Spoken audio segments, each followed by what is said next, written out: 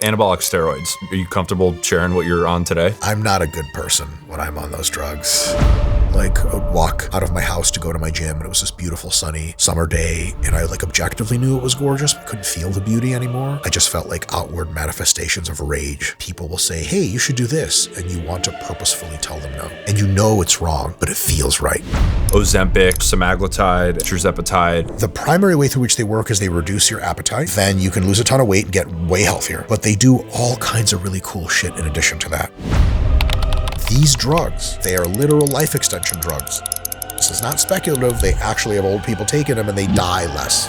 And most recently, GLPs have been implicated in cutting cancer progression rates by about half. It's a really big deal. Peptides. I'm just so tired of peptides. Well, tell us why. I saw this guy, Clavicular, who's been on some podcasts. I use crystal for hollow cheeks. I'm not a huge longevity guy. Looksmaxxing's more dangerous practices. Dalton, how important does something have to be to you for you to take a hammer? In the next 5 to 10 years, AI is going to give us drugs that cure the vast fraction of human disease. And I think many drugs are going to start to be able to reverse the aging process, which is a huge deal.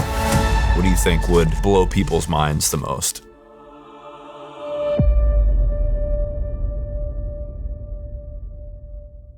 Ozempic or Mounjaro, I guess, is tirzepatide.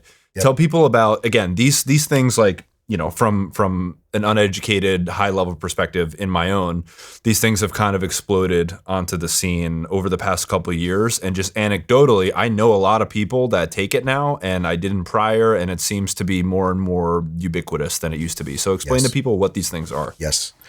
So the GLP class of drugs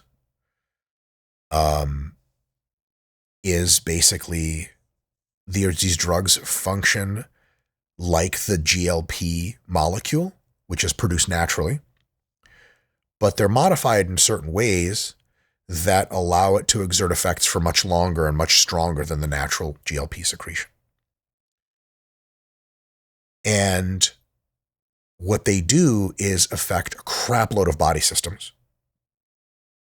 The way that's felt is predominantly by a massive reduction in hunger, and thus leads to weight loss.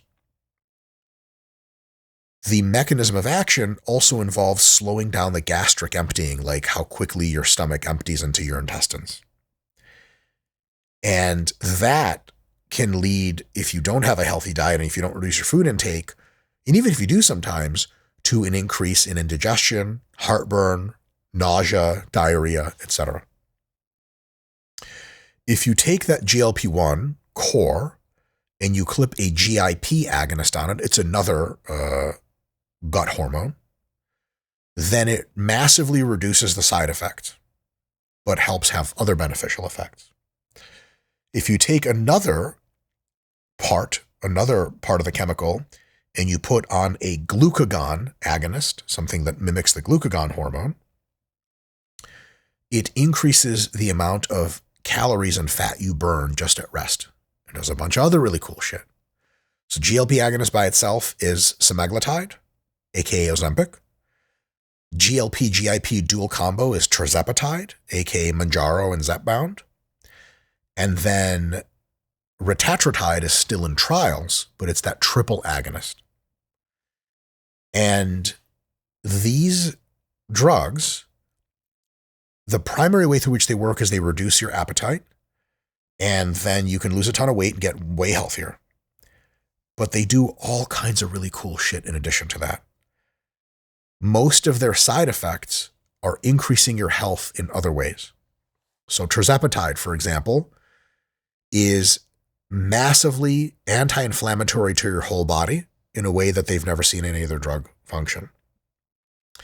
It reduces fat disproportionately in your abdomen, in the intra-abdominal fat stores, otherwise known as visceral adipose tissue, which is the tissue that hurts your health the most. Tirzepatide deletes it out the most. Tirzepatide reduces your cholesterol independent of weight loss. It improves your blood lipids independent of weight loss. It reduces your blood pressure independent of weight loss. It reduces every measured addictive behavior independent of weight loss, including alcohol addiction, cigarette addiction, drug addiction, and interestingly enough, even gambling addiction. It just quiets the noise of temptation all around, which is a huge trip.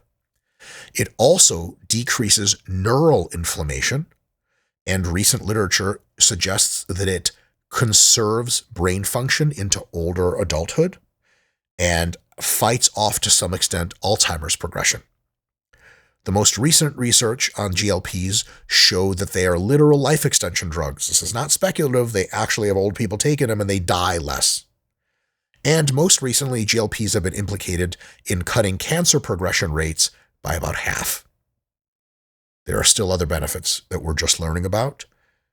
I say all the time, I'm fucking weird. I'm the only person that says this. Tirzepatide is a health elixir. The average adult is better on a small dose of tirzepatide than not on a small dose of tirzepatide. These drugs are a category shift of how we think about drugs. There are 3 mega generations of the philosophy of drugs, in my view. The first generation, older generation, was drugs you took if you were in real deep shit, really sick. But they have like 1 billion side effects. Like, I don't know if you have any friends that have like seizure disorders. The drugs they take, like they have all these fucking psychotic side effects. Like, dude, what the fuck? Liver failure, brain cancer and shit? They're like, yeah, but at least I don't fucking have seizures and die in my car. Like, okay, fine. Most people have been exposed to these kinds of drugs culturally. Your parents for sure, my parents for sure. And so older people are usually generally resistant to taking drugs if they don't have to, because that's how they conceive of drugs. Second kind of generation of drugs are drugs that have like some good side effects, but some bad side effects.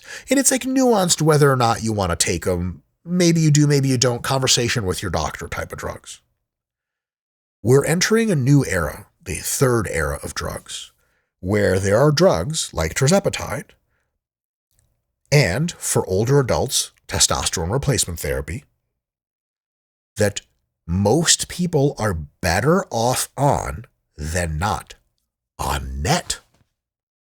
We are going to be entering, I think, in the late 2020s, certainly the early to mid 2030s, another generation where if you're not on a group of 3 to 7 drugs that everyone's starting to take, you're just making a gigantic fucking mistake.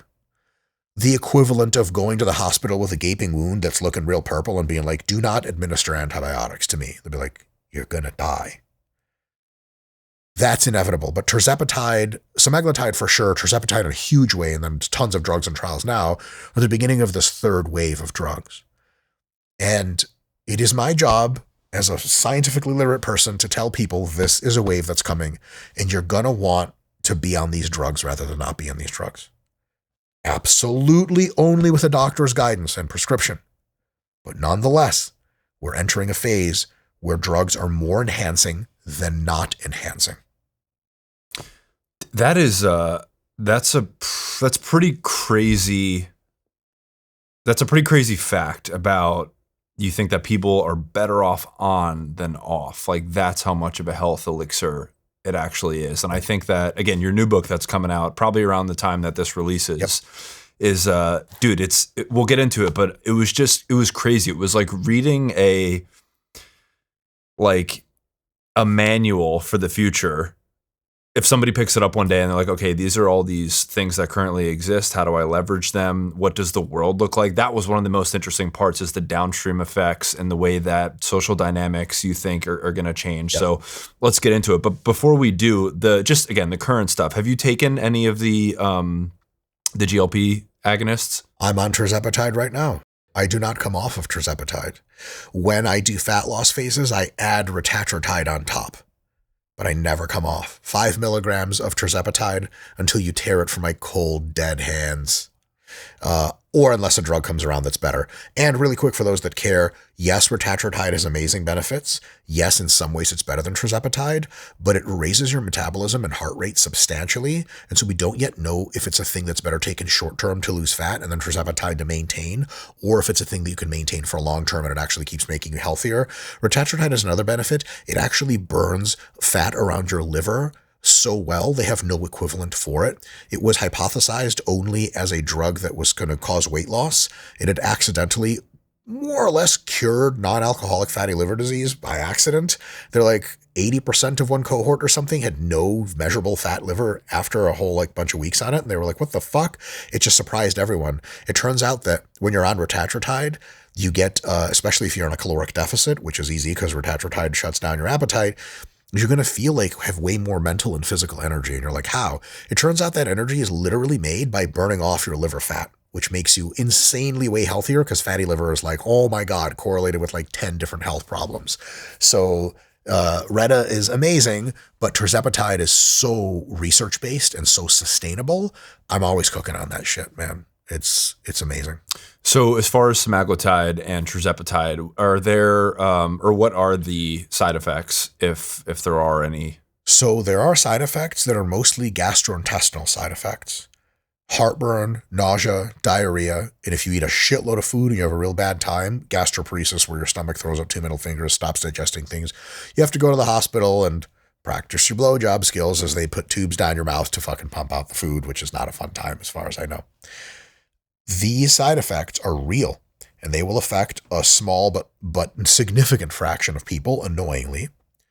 For heartburn, there are about 1 trillion safe long-term heartburn medications you can just take. People take them all the time anyway. Knocks that out. The biggest thing about these drugs is that eating a lower fat, not low fat, lower fat, not psychotically high fat, calorie-controlled, healthy diet with multiple meals a day takes these side effects and cuts them by a massive fraction. To put it another way, if you take Ozempic and you have like a bunch of pizza like always, you're going to have a real bad time. If you take Ozempic and you have some, turkey meat, some brown rice and a little bit of olive oil and some seasoning and some broccoli, you're going to have a fucking great time. So the best treatment for the side effects that are nasty is a healthy diet, which is crazy because it's self-reinforcing. Here's another thing. The other big thing to say about the side effect management is, one, healthy diet knocks off a shitload of it. The other big knockoff is dose. Unfortunately, some medical doctors refuse to actually read the studies, and they'll just put you on a dose progression track that doesn't check out your symptoms at all. So start you at tirzepatide, they'll start you at like 2.5 milligrams. A month later, they take you to 5 milligrams. A month later, 7.5. A month later, 10, 12.5, 15. If I took 15, I'm on 5 milligrams of tirzepatide. If I took 15 mgs of tirzepatide right now, I'd be throwing up blood for like fucking hours. I wouldn't eat for like days. And be like, tirzepatide's bad for me. Well, if you take fucking 3 times the dose of anything, you might have a real bad time. Someone could be like, I don't ever do caffeine. You're like, why? Like, it makes me throw up. It gives me headaches. Like, whoa. What did you have? Like, I bought like Ronnie Coleman's 550 milligram per serving caffeine product and I had 2 scoops of it. Like, okay. I thought you had a cup of coffee. Like, no, I ate a coffee machine. All right. Maybe it's not the coffee. So a lot of people will just be put on that dosing schedule and they'll just have a real bad time. Whereas the reality is, if you do something like tirzepatide, you want to start real low. 2.5 milligrams per week or 1.25 milligrams per week. And you're saving money. And if you don't feel much, after a few weeks, you can raise it. It takes 5 weeks to get stable blood levels of these drugs because they're super long acting. So don't just like take it for a week and don't feel anything and bump it because like it's still accumulating. But after 3 or 4 weeks, if you're not feeling an appetite reducing effect, if you want one, you can increase the dose. Once you increase the dose and you feel a good effect, stop increasing the dose. You can just go years on 2.5 milligrams of tirzepatide and never need any more. Amazing. Save tons of money and has great effects. If you need to go all the way up to 10 milligrams of the tide, as I call it, then by God, you should, but slowly titrate your way there. So the way to have a bad time is continue to eat junk food and take a massive dose. The way to have a really good time on these drugs is stop eating junk food all the fucking time, eat lower fats, lower calories, multiple meals per day, like you're supposed to be anyway, and start at a very low dose and manage from there. You'll eliminate 90 to 95% of all the side effects. The rest are manageable with other drugs or just being like, yeah, sometimes I get a little bit of heartburn, no big deal. These things are life extension drugs. They are making your body healthier in a bunch of ways that we can measure and probably a bunch of ways we can't every single time you are on them.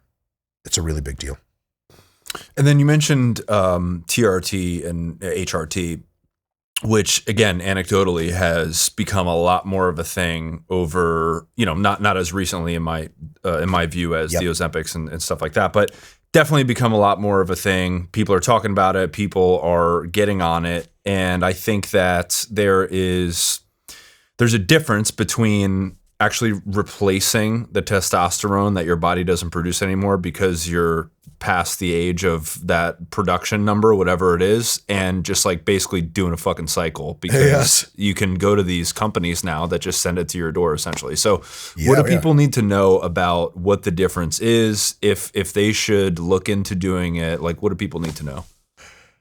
There are generally two reasons that you would do TRT. Reason number one is you have evidence from blood work that you are hypogonadal.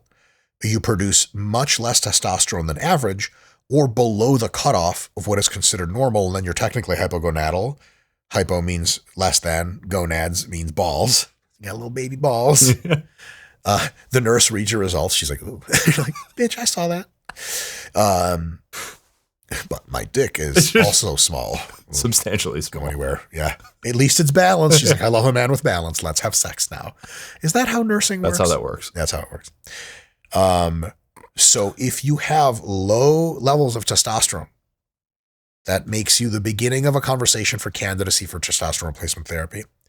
But the biggest factor is symptomology. If you have lower than typical motivation, lower than typical sex drive, lower than typical ability to maintain muscle mass and reduce fat mass, lower energy levels throughout the day, lower levels of cognitive clarity. And there's a bunch of others. You can fill out all these forms online. It's easy. ChatGPT can give you a 10-point questionnaire, no problem. And if you genuinely have the symptoms of low testosterone and you have measurably low testosterone, you are a real good candidate for TRT. On the other hand, I know tons of guys that go get their blood work, and the scale is like roughly 300 nanograms per deciliter to 1,000. Anything below 300 is really low. Anything above 1,000 is really high. I know guys that go get their blood work, and they don't have the symptoms of shit. They're great. They're in their 30s. The gym life is awesome. They're making great gains. They just fucking want to be on gear. Yeah. They get their blood work, and they're like, yeah, man, fucking test is 935. You think I should be on TRT? I'm like, I'm sorry, what are we replacing? I'm on TRT. My shit's not that high. You out of your fucking mind? And so you don't want to do that because then like you need to pin yourself every week or ideally twice a week for stable blood levels. I do it every day. And like you need to like get the shit from a doctor. You have to travel with a prescription letter and you go internationally because otherwise it's a scheduled drug.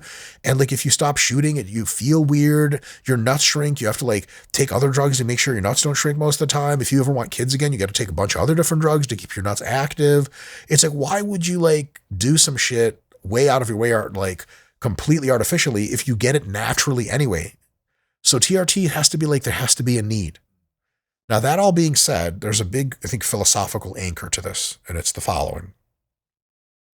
The supposition that nature guessed correctly about your testosterone level by default is wrong. You have no idea if it made the correct decision. It's a matter of how is your long-term health prognosis, how is your physique, and how is your health and psychology and your blood work. All of those kind of aggregates on a graph, like a 3D graph, they're all like in their own little positions. How optimized are those is a question of many things. But your total testosterone level can drag all those up and down, move them side to side. There is a hypothetical testosterone level at which you, Dalton Fisher, are going to have your best combination of aesthetics, psychology, physical activity, energy, mental clarity, and longevity health indicators. It's sure as shit not going to be at like 100 nanograms per deciliter. It's unlikely to be at 1500, but somewhere there, because of your genetics, you are going to get optimal results. For you, it could be 400 nanograms because some people are really sensitive to testosterone. It could be for you 1100 nanograms because some people are not sensitive to testosterone.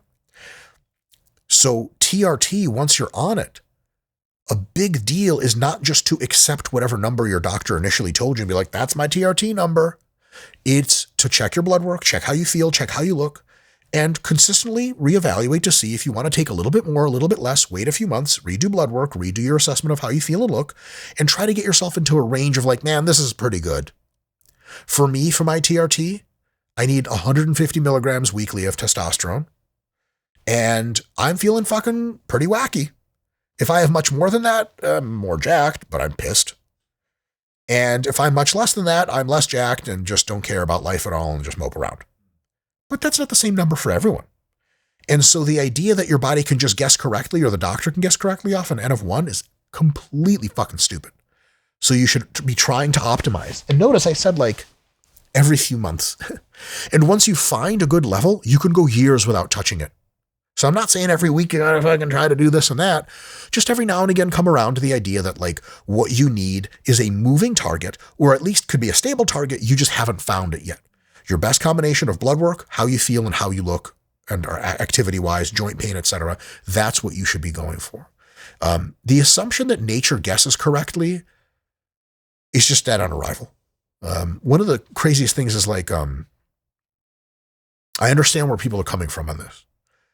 But people read articles about like, you know, there are some places in China that are starting to do like designer babies, right? Like you can alter the genetics of your unborn child to give them some kind of advantage. And people have a lot of feelings about this because they'll say that's fucked up. But you know what's much more fucked up? Having a child be born that has like non-communicative autism. That's fucking tragic. And if you can go into the chromosomes and zig where it should have zagged and you can have a child that has all the full spectrum of abilities, why wouldn't you do that? Some people have compelling answers to that from religious perspectives, which I totally respect. But you got to ask the question of like, is nature always guessing right? My hypothesis is that it's not. So that applies to TRT and a bunch of different stuff.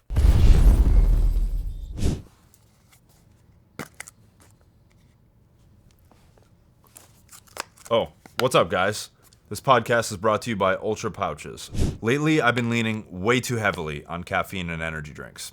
They're great in the moment, but caffeine later in the day is terrible for your sleep. So I started looking for something to give me energy that's, one, not addictive, and two, doesn't mess with my sleep schedule. And that's how I found Ultra Pouches.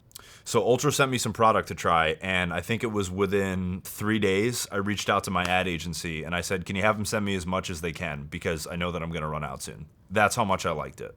So what they are is they're pouches that are made with nootropics and adaptogens to support smooth energy, focus, and mental clarity. And best of all, they contain 0 caffeine and 0 nicotine.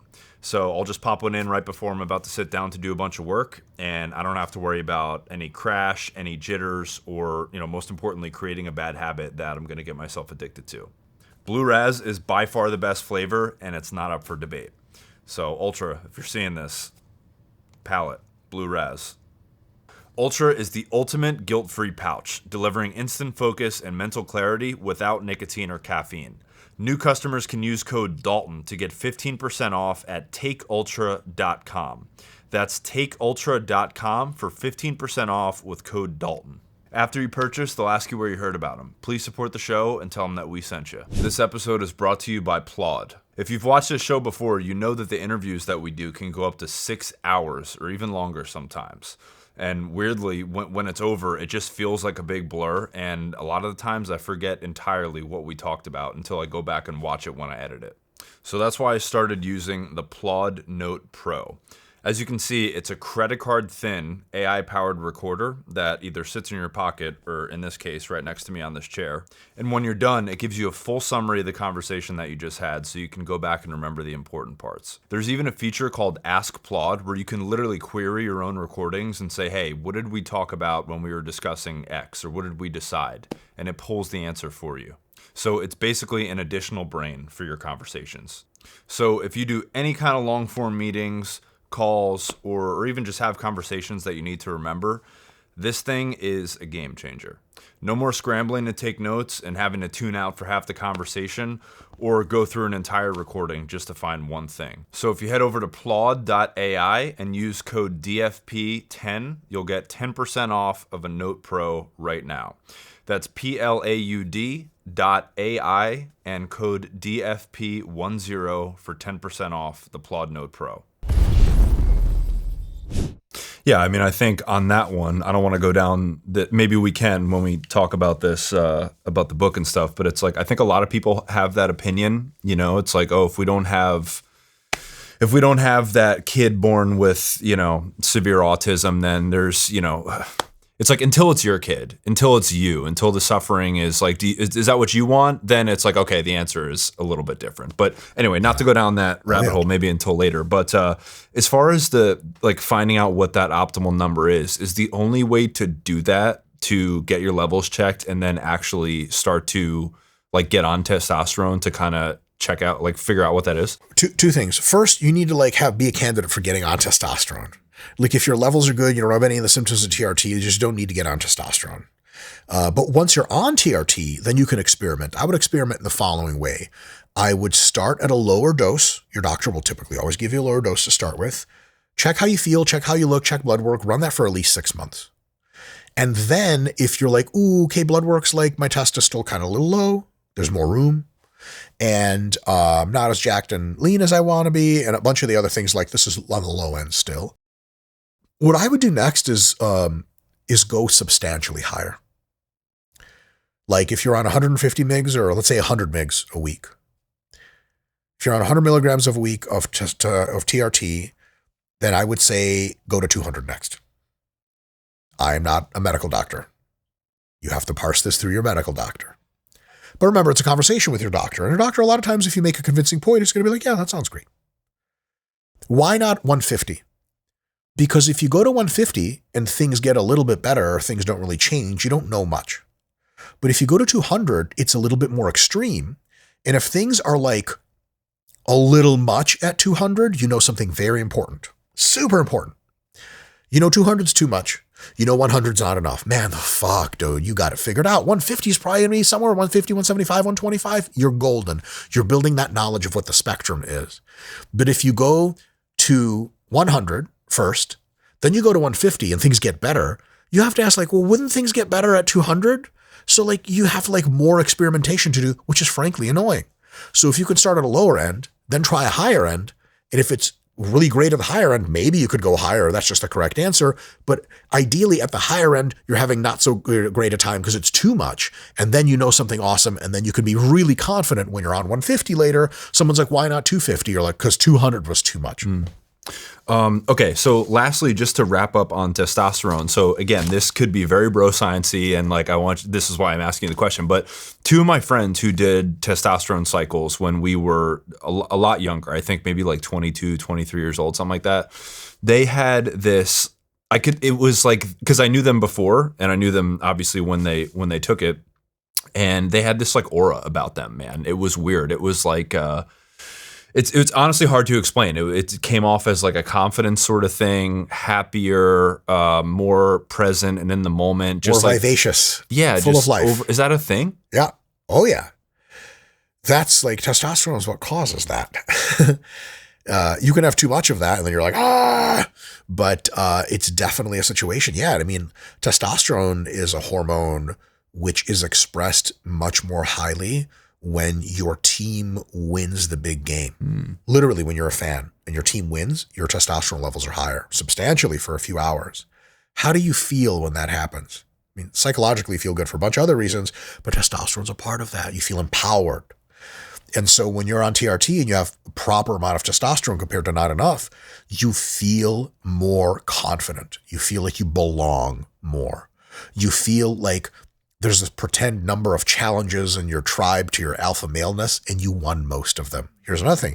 If you lose a wrestling match or you lose some kind of challenge to your alphahood, you lose an argument at the bar, your testosterone level falls and theirs rises. And so being on proper TRT is kind of like feeling a bit like a winner. If you take too much of it, you feel toxically like a winner. You end up becoming violent and going to jail. But some amount of that, it can be absolutely phenomenal. And a lot of guys who are in their 40s and 50s end up being hypogonadal by proxy because, you know, the body just stops fucking working well when you're older. And they just accept that this is just a part of life. We no longer have to do that. I just would recommend you don't do that, because also low testosterone doesn't just make you feel not alpha male-like, it actually reduces your quality of life, your health, and your longevity at the same time. You can boost all three by having a proper amount of supplemental testosterone. And huge, if you're a lady, menopause does not have to fuck you up. If you're perimenopausal, if you're menopausal, then 110,000% you should consider triple hormone replacement therapy: testosterone, progesterone, estrogen, because that's going to make you right as rain. You know that like 27-year-old female walks on her tippy toes vivaciousness? That's just because she has a lot of all those hormones. And that defeated 44-year-old woman look, that's because she doesn't have enough of those. You give mom some of that shit, she's going to be vivacious again. And fuck her having a higher sex drive, which she will. She's going to feel cognitively sharper. She's going to have a better mood state. She's going to have better long-term outcomes for cancer and heart disease all the way down the line. Your body fucks up when it gets older. We can unfuck it. We know more and more about how to do that. Dr. Crystal Guevara, board-certified medical doctor, knows all about GLP-1s. She knows all about hormone replacement therapy. Give her a massive follow on Instagram. DM her. Sorry, Crystal, enjoy your DMs. Because she'll have a lot of, and her infographics and videos are super insightful. She's basically saying, like, ladies, you do not have to accept perimenopause and menopause. It's just like, it's just another part of life. It is, but it's a shitty part of life, and you can just undo it. What effect then does your lifestyle have on your testosterone? Massive. And I'm super glad you asked that question, because I forgot to say that part. Before you go getting TRT, you got to check off a couple boxes on your lifestyle to make sure it's not just your lifestyle fucking you up, because your testosterone levels are hugely correlated and caused by your lifestyle in several different ways. One, if you have excessive body fat or way too low of body fat, you're going to have lower testosterone. Two, if you have excessively high stress levels, you're going to have lower testosterone. Three, if your sleep sucks and you're getting too little sleep, you're going to have lower testosterone levels. If you're eating mostly unhealthy foods and not enough any of the categories of proteins or carbs or fats, you're going to have lower testosterone levels. If you don't consistently exercise and have a good physical activity, you're going to have lower testosterone levels. And if you're not getting the appropriate amount of human touch and human love, and by the way, even hanging out and petting pets is good, you won't have an appropriate level of testosterone. And so if you have an awesome, balanced, healthy lifestyle and you're still low on test, you're a TRT candidate. If you sleep like 3 hours a night, you eat like total shit, and you're completely out of shape, TRT can help you, but it's sure shit not, it's like a Band-Aid over a gaping wound. And like, it's more of a symptom of the problem than the cause of the problem at that point. So I would say fix the fuck out of your lifestyle first. Or if you're going to get on TRT, at least also fix your lifestyle. Here's my rant. There are many professionally successful men in their 30s and 40s, and especially 50s and 60s, who lead like the candle that burns twice as bright, burns half as long kind of lives. And they are, I know these people, are on doctor-prescribed growth hormone, doctor-prescribed GLP-1s, doctor-prescribed testosterone replacement therapy, about 5 other supplements. And it's just something they do. And they don't do anything about consistent fitness, consistent good diet, consistent sleep, consistent stress management. And they're often very red-colored. It's a side effect of testosterone for some people. It's called the TRT dad look. Oh, yeah. You know? Yeah. He's the guy that comes to no-gi and jiu-jitsu practice, learns 2 moves, and just beats the shit out of 15-year-olds because he's got a lot of rage. It's great. He drives away in a sports car. It's awesome. But you want to be TRT dad, except you don't want to be the version that croaks in the office at age 55. Yeah. Like email they sent you about the stock price going down. So take care of your health and your fitness and your lifting and good diet and your sleep and your stress management. And then you can get on all the fucking shit you want. There's not an amount of growth and test and everything that's going to fix you up. Perfect example of this was Dana White.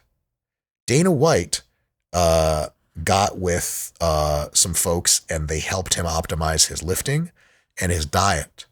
And he made this complete transformation and looked unbelievable. And people were like, it's the TRT. And Dana White was like, I was on TRT for fucking forever before this. And I looked like shit and I felt like shit. I can't come up with a better example because Dana White is like the ultimate high stress alpha male example of that. Like, can you imagine his fucking daily schedule? What the fuck that looks like? Also, can you imagine reading the comments if you're Dana White? Everyone's got feelings about what you're doing. So that is like a great example of like, there's not, these drugs are good for you to take. They're better to take than not to take. But if you think they're just going to fix everything and that you don't need to live a healthy lifestyle and lift weights and eat good food, man, you're going to have a bad time. Why did you phrase it as like Dana White got with some folks? Is it because those folks are litigious and you have certain thoughts about those folks? Or I don't think they're litigious, though freedom of speech is strong in the United States, and I'm not slandering anybody because all of my rendered critiques would be accurate, which I have made. I think some of those folks know what they're doing, and some of those folks are grifter, charlatan pieces of shit. And I'd rather not say their names out loud, but I could. So for people that aren't you, how can they tell the difference? Talk to AI. Talk to ChatGPT, talk to Claude, talk to Gemini, talk to Grok, and be like, hey, here is a fitness and health influencer that I want to follow. How would you grade them on average on how evidence-based and reasonable they are in the recommendations? Get the same answer from pretty much every model. Or you can do one better and go, hey, this fitness and health influencer gave the following advice. Is this speculative but likely to be true even though we don't have data? Is it speculative and not likely to be true because it just violates 10 different underpinning theories? Is it confirmed to be bullshit? Or is it confirmed to be a good idea with lots of data? If you just ask that question to any claim, AI is not perfect, but AI has two advantages. It's already better at expert than most people and roughly as good as the typical expert, and is consistently improving in a way that experts are not. And so like in a year, questions that you ask AI about general health, fitness, etc., are going to give you answers better than 99% of all experts. So, and you know, this made me think about antidepressants specifically as we were talking about lifestyle, because I think that a lot of mental health is a big thing these days. Psychologists, psychiatrists are, in my eyes, I guess, overprescribing SSRIs and antidepressants. And like long-term effects of those aside, I think that the questions on the front end in that initial intake and qualification meeting should be, what does your life look like? You know, how much are you exercising? Are you eating well? Are you getting sunlight? Are you single? Do you talk to other women? You know, what is your lifestyle like? Because it's very reductive. But for me, man, like some of those lives, you have to be honest with yourself. Like if I were living that life, I would be fucking depressed. Yeah. Right. So like, I wish there was more of that on the front end instead of just throwing pills at the problem, because I think that so much can be gained from just fixing and tweaking certain lifestyle choices. Yeah. There's tons of validity to that, man. It's like a huge segment of the people that use antidepressants just don't need to be on them. They need to be unfucking their life. And usually it's like two toxic things that they do that fuck them up. That's definitely true. There's another end of that spectrum that's the opposite. Sometimes you're doing everything properly and your brain chemistry is just like, you're an Ashkenazi Jew. You're just going to be depressed and anxious unless you have drugs. And sometimes the drugs are the only thing missing that will lock that key in and make you feel like a human being again. And then there's a middle ground, which is for most people the case, that taking antidepressant drugs can empower you, because finally you get a reprieve from depression or anxiety, that they can empower you to make better life choices. And then they help you re-architect your life. And then eventually you can come off of them or reduce the dose or stay on them. And that's kind of a you and your doctor decision that's more nuanced. But that middle ground is a combo therapy is usually best. Lifestyle alteration and cognitive behavioral therapy, in addition to some kind of antidepressant, anxiolytic, so on and so forth. Now, that's just true today. The Aesthetic Revolution, which is the title of my upcoming book, is one of at least 5 revolutions that I foresee happening in the next 15 years. One of them, and writing a book is so fucking annoying. I don't know if I'm going to write a book about this, but I call it the Serene revolution. The idea that our psychology can be modified by drugs is very interesting. Currently, antidepressants and anti-anxiety drugs are in that, remember we talked about the 3 kind of generations of drug types? They're in like generation 2. They're not like terrible and fuck you up, and unless you're clinically depressed, you should take them. They're kind of in the middle where there's ups and downs and there's some nasty side effects and et cetera, et cetera.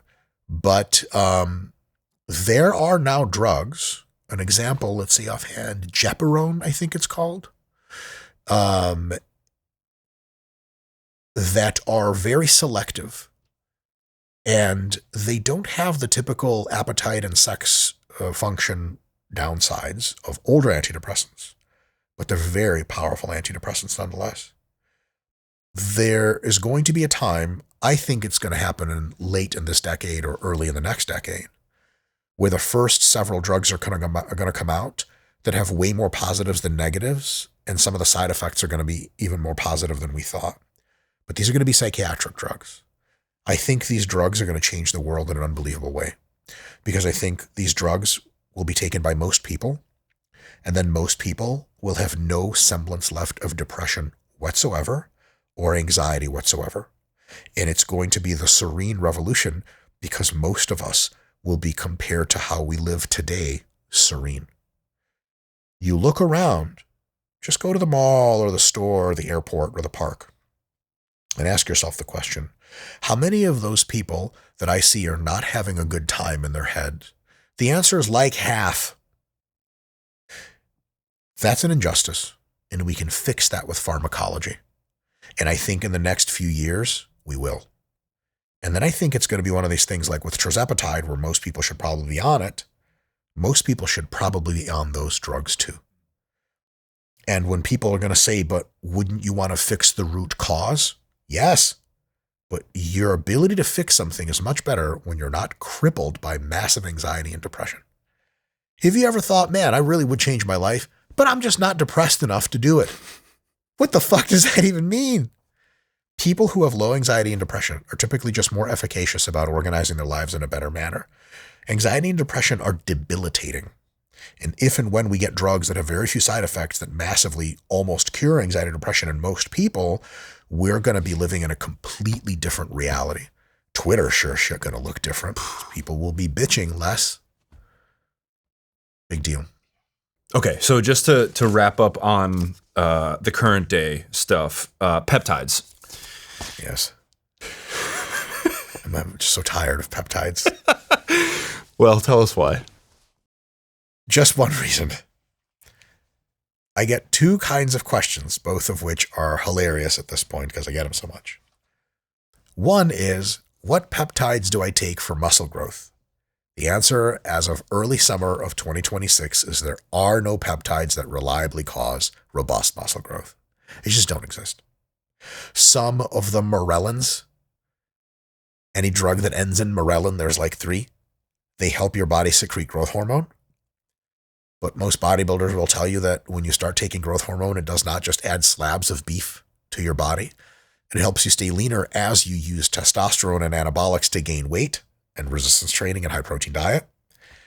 And it helps you keep your muscle mass as you lose fat, but it doesn't just add pounds of muscle. Like nobody starts growth hormone and you're just like, dude, you're going to be fucking massive soon. Nobody says that. It's not a thing they do. Those drugs of the peptides are the only ones that even cause any kind of muscle growth effect, even like a supportive role. So I get the question all the time of what peptides do we need to take for muscle growth. And the funny thing is, Dalton, the funny thing about that is most people just assume that there are peptides for muscle growth. And when I tell them there aren't, people are straight up confused. And then the other question I get a lot is one word with a question mark at the end. They go, peptides? And I'm just being a curmudgeon-y asshole, all love and respect, but it's like, yes. Which? what about them? And they want like a rendering overall. Here's the thing about peptides. Peptides are a class of drugs. It just means multiple amino acids sequenced together. It's like a part of a protein. And so like peptides have nothing in common with each other other than the fact that they're constructed in a similar way. The exact analogy here would be like, what do you think about buildings? Okay. Like skyscrapers, like residential homes, like outhouses, like, well, yeah, just in general, like, okay, like if you need somewhere to be inside of, they're great for that. Otherwise it really, you have to ask me like what kind of building. And so if you want a drug to affect your body as a peptide hormone, yeah, peptides are great. But what they do, man, they do all kinds of super, super different shit. And the most powerful peptides are the tides, the GLP based drugs. Semaglutide, tirzepatide, retatrutide, mazdutide, all the other crazy tides that are going to be coming out soon. Those are great. And there's a couple of other ones that are really cool to look at. Maybe they have some longevity effects, but more research still needed and a little bit of the Wild West. But soon there'll be more peptides and there'll be more studies on the ones we have, and they're going to cause all kinds of great. There will be muscle growth peptides, no doubt. The thing is, peptides are dope, but I'm much more excited about a different class of drugs called oral small molecule drugs. These are the ones like peptides are cool, but you have to like inject them and you have to like have them in bacteriostatic water. And if you take your peptides and you shake them like this, then they just completely get destroyed and you just waste out $150 for no reason. You can't transport them unless you have a cooler, dumb shit like that. Oral small molecules you can put in pills. They last for years. And you just take a pill a day and this does what you want. So when we have oral small molecules that do what peptides currently do, man, we're going to be in a really fucking awesome place. That sounds much more convenient. Oh my God. What about BPC 157? I've heard that discussed in the realm of like injury recovery and stuff like that. The healing peptide. It's probably legit as fuck and it's probably powerful as shit. And it's probably really good for your health. And it probably heals connective tissue trauma and low level like bullshit in a way that's difficult to understate. We just don't have enough human trials on it to be like super confident, but the animal trials are insane. Some of the human trials we have are also insane. And so the super cynical position is like, don't take it because not enough human trials. The real like kind of like Wild West position is like, you should absolutely take it a few times a year to heal up all your pings and dings. Somewhere between those two, where it's like, if you're fucked up and you have like a torn something or other and it's healing after surgery, but too slowly, absolutely you should run BPC or consider it. Am I going to make that a formal recommendation with my status as a practitioner attached to it? No, absolutely not. It's Wild West bullshit, but it's probably really effective. Yeah. Have you experimented with it? Mm-hmm. What was your It's hard to tell because there's no comparator group. Like I fucked up my knee in jiu-jitsu once. I had like a torn meniscus. And I got a consult. They were like, you don't need surgery for this. It'll just go away on its own because there's a couple different types of tears. And like, absolutely, I ran BPC. And like 6 weeks later, I was back to rolling hard and everything was great. But I have no idea. Maybe it would have been 6 weeks anyway. I have friends who've run BPC and it just didn't do dick for them. And I have friends who ran it and they were like, this is a miracle drug that I'm never, ever recovering from injury without. So everything in between. The aggregate effect is probably BPC 157 is legit and works really well. But also it's probably good to shoot it locally to where you need it. Oral BPC is probably like good for your gut health, but not really going to get absorbed much and secreted out into or exuded out into the rest of your bloodstream and everything. So you have to like inject it regularly every few days into like the area that's bothering you or whatever. Okay. Mm-hmm. But okay. So as far as, again, to wrap up on current stuff, anabolic steroids, you mentioned some of your own use before. Are you comfortable sharing what you're on today? Yeah. I am at this point in my cycle on 150 milligrams of testosterone and 300 milligrams of primobolan. And Primo is a designer steroid from back in the 70s. It was designed to have most of the muscle growth effects of testosterone and fewer side effects. It doesn't convert to estrogen, so you don't have to do extra estrogen management on top. It's one of the least damaging steroids because some of them are really bad for your health. This one's not as. And so I'm on that. And I'm also on growth hormone and tirzepatide and a bunch of like ashwagandha and all these vitamins and shit, but that's whatever. And so, yeah, that's what I'm on. I've taken like 3 times this many steroids before, and I had not so good of a time psychologically, and I didn't really grow that much more muscle. And I'm currently like sort of my most jacked that I've ever been. And so 3 cheers to doing a smaller amount and getting great results. But I'm having a good time. Psychologically, I feel great. And I'll probably move up another 50 milligrams of Primo. So basically I did 2 months of 400 milligrams total, 150 plus 250. So 150 test, 250 Primo. And I'm currently finishing off 2 months of 450 total. And then I'm going to do 2 months of 500 total. And I'm going to stay at 500 and do a little mini cut. And then after a month or 2 of that, I'm going to start layering in Ligandrol, probably, which is a selective androgen receptor modulator, a SARM. That's something I experimented with once before. I think it worked really well. I can't tell. And I'm going to be doing that again. And so we'll see how that works. But I'm done going over pretty much around 500 milligrams of injectable drugs because anything north of that is not fun for me. Astute listeners of your podcast will comment that I'm on a profoundly small amount of estrogen mediating drug, like testosterone converts to estrogen to some extent. And they would say my estrogen's crashed, but I have the blood work to show that I'm actually really sensitive to estrogen production and conversion. And so I'm actually, if I take much more than 100 to 150 milligrams of testosterone, my estrogen's too high. And so for me, it's a great cycle. For most people, it would be a bit of an odd cycle. They'd probably be better off taking a bit more testosterone and a bit less primobolan for the same total. So when you said you've done, 3 times the amount of steroids, is that for example, the current things that you're taking just with 3 times the quantity, or you've done things that are all like way more hardcore than what you're currently doing? Both. Yeah. Some combo of both. So I've taken all the major steroids before. I've taken nandrolone phenylpropionate. It's a type of nandrolone. Another one is Deca. I've taken Deca before, Deca Durabolin. It was a fine time, but again, I'm a super water balloon estrogen person. So to me, I was just like puffed up for no fucking reason. I've taken Tren before. How many times? 5. Tren is pretty hardcore when it comes to psychological side effects, right? It's nuts. Is that the pinnacle of gnarly? Mm-mm. There's higher. Yeah. What's that? Methyltrianolone. Oh, that sounds scary. It sounds scary. And there's a few others that are in the conversation. For some of them are oral. Halotestin, aka Halo, floxybesterone. That's gnarly. I'm not a good person when I'm on those drugs. And there's a few others in the conversation. MENT. MENT is the acronym. That's a really, really intense one. But for me, I had roughly the same response to that as I would on Tren. To me, like the health side effects of Tren, like my blood work's typically really good.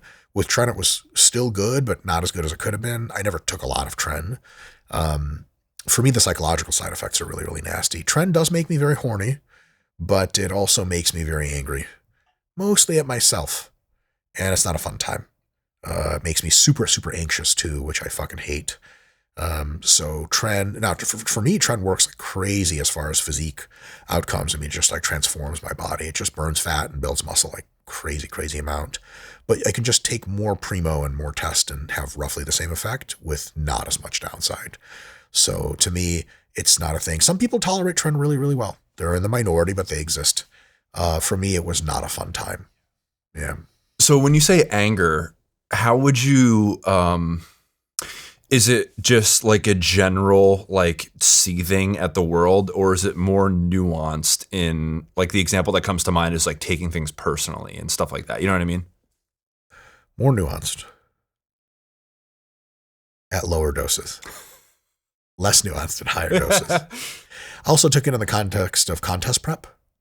And so not so much fun happening. And it tends to be a lot of negative emotions that's not amplified by this drug. But it is a specific kind of anger. It's, I get like a lot of fight or flight. Like I don't really perceive like textural pleasantries of the world.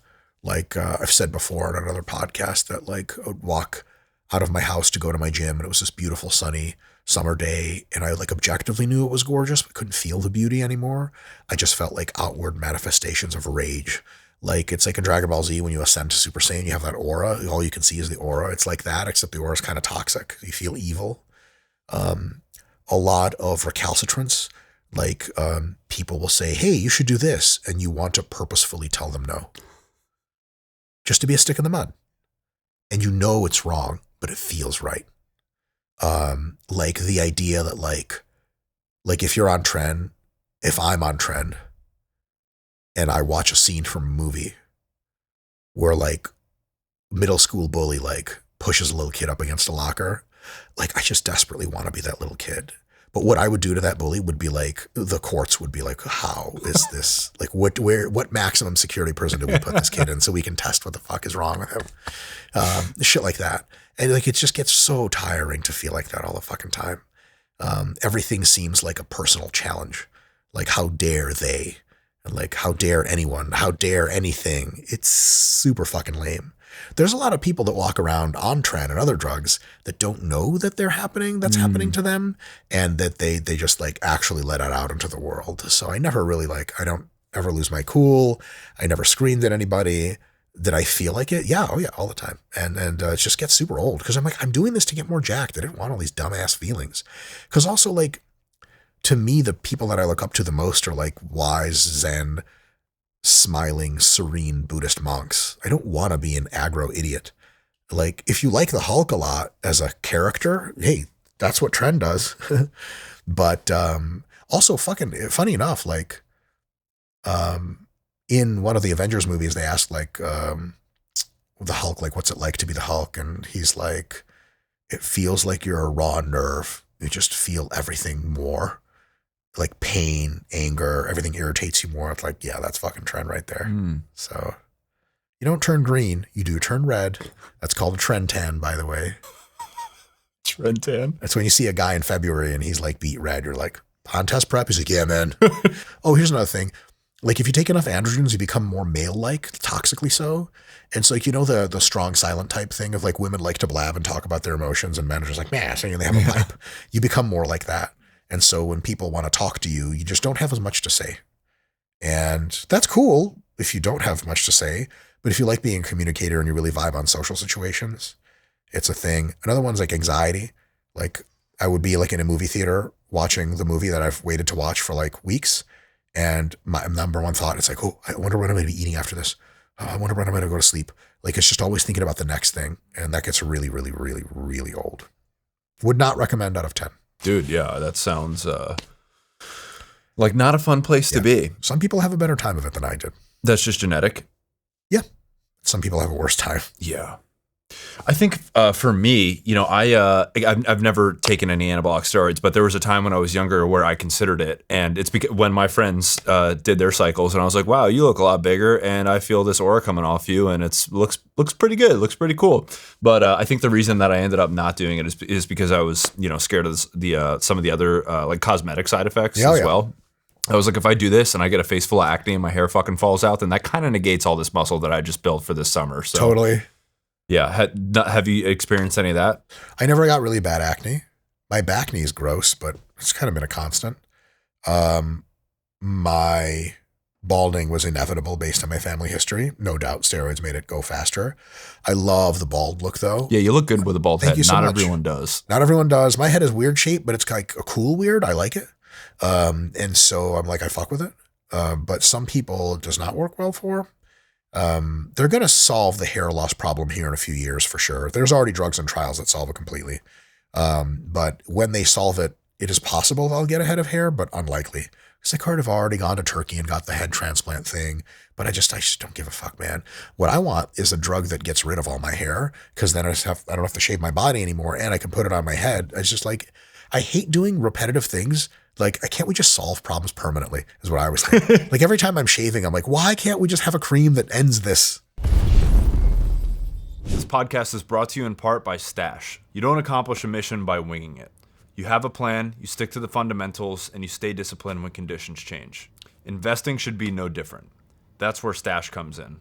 It gives you expert guidance and a clear plan, so you're never left wondering what to do next. Stash is a registered financial advisor built right into an app. It gives you personalized next steps and expert guidance designed to help you build long-term wealth. You stay in control of your money while getting the structure and direction to invest with confidence. Whether you're still serving, planning your next chapter, or years into civilian life, Stash helps you stay focused on your long-term goals no matter what comes next. Because the hardest part of investing isn't getting started, it's staying disciplined over the long term. Let Stash show you the way. Join more than 1 million active subscribers who are building wealth the Stash way, with guidance, structure, and support every step of the way. For America's 250th anniversary, Stash wants to make it easier for those who served and are serving to get the financial advice they need. Go to stash.com/Dalton to get 15% off of a monthly subscription or 30% off of an annual subscription and to view important disclosures. That's stash.com/DALTON. Paid non-client endorsement. Not a guarantee nor representative of all clients. Investment advisory services offered by Stash Investments LLC, an SEC registered investment advisor. Investing involves risk. Offer is subject to terms and conditions. When I started this podcast, everything was overwhelming. There was no roadmap. There was nobody showing me how to do it. I had to learn everything myself. Cameras, audio, lighting, editing, guest booking, social media, YouTube, the whole thing. And so every day was a new problem that I just didn't know how to solve yet. So if something existed back then that had any of that stuff pre-built for me, I would have jumped on it immediately. You know, any shortcut, any win, no hesitation. And that's exactly what Shopify is for anyone building a business. Everything pre-built, everything in one place. Shopify powers millions of businesses and 10% of all e-commerce in the US. They give you hundreds of store templates so you're not starting from zero, AI tools that write your product descriptions and headlines for you, built-in email and social campaigns to find your customers, and expert support available 24/7 for whenever you get stuck. No figuring it out alone, no reinventing the wheel. So head over to shopify.com/Dalton to sign up for a $1 per month trial. That's shopify.com/DALTON to give it a shot for $1 per month. I'm glad you brought up the hair loss drugs, because obviously for men that's a huge thing. Like I'm currently on finasteride. I have been for coming up on 3 years this summer, and I guess for people that aren't familiar with what that is, it's a 5-alpha reductase inhibitor, essentially testosterone. This might be a very caveman way to describe it, but converts to DHT, which causes male pattern baldness, to be reductive about it. And essentially, like, this keeps the wolf at the door. It's not going to regrow you new hair necessarily. It might, but it'll be not so substantial. But so what you're saying is in the future, there will be drugs that essentially just like sprout them from your head as if they would never died. Yes, there are already creams in testing that if you put onto your skin, they cause you to grow radical amounts of permanent hair. No shit. Do not put that cream on the wrong part of your body. Yeah. You're like, oh shit, doc. He's like, you're done, bro. You're just going to have hair coming out. That's definitely a thing. It's already in trials. And these are just first generations of these kinds of drugs. So like salt, in the next 5 to 10 years, I think hopefully closer to 5, AI is going to give us drugs that cure the vast fraction of human disease. They're going to cure all sorts of ailments. They're going to enhance us in a bunch of different ways, including cosmetically. And I think many drugs are going to start to be able to reverse the aging process, which is a huge deal. And so I think we're going to look at pictures from the 2020s and earlier in the 2040s and be like, holy shit, we used to have like old people and people died of aging. And like, here's people dying of diseases and people just don't do that anymore. Cause like we look at, like, I remember seeing a photograph from turn of the century, like 1900-ish, New York City. And it's a couple of kids who were like dressed in cloths sitting on the side of the street. And right in the street is a dead, decomposing horse carcass. It's just sitting there, man. New York City. And it's like, there's a huge puddle that encompasses the horse. And like, I think the kids have like their feet in the puddle too. And it's like that was life. And like people died of all sorts of crazy fucking diseases back then. Life expectancy was like 45 years old. And that was normal. And if you told them about the 1990s or something, they would be like, shut the fuck up. And you told them like, hey, like in the 1970s, you're going to start to have this wave where people are going to get way too fat because food is super cheap and super tasty and super convenient. And they're going to be like, okay, so paradise. You're like, yeah, I guess they're not going to think about it as paradise then.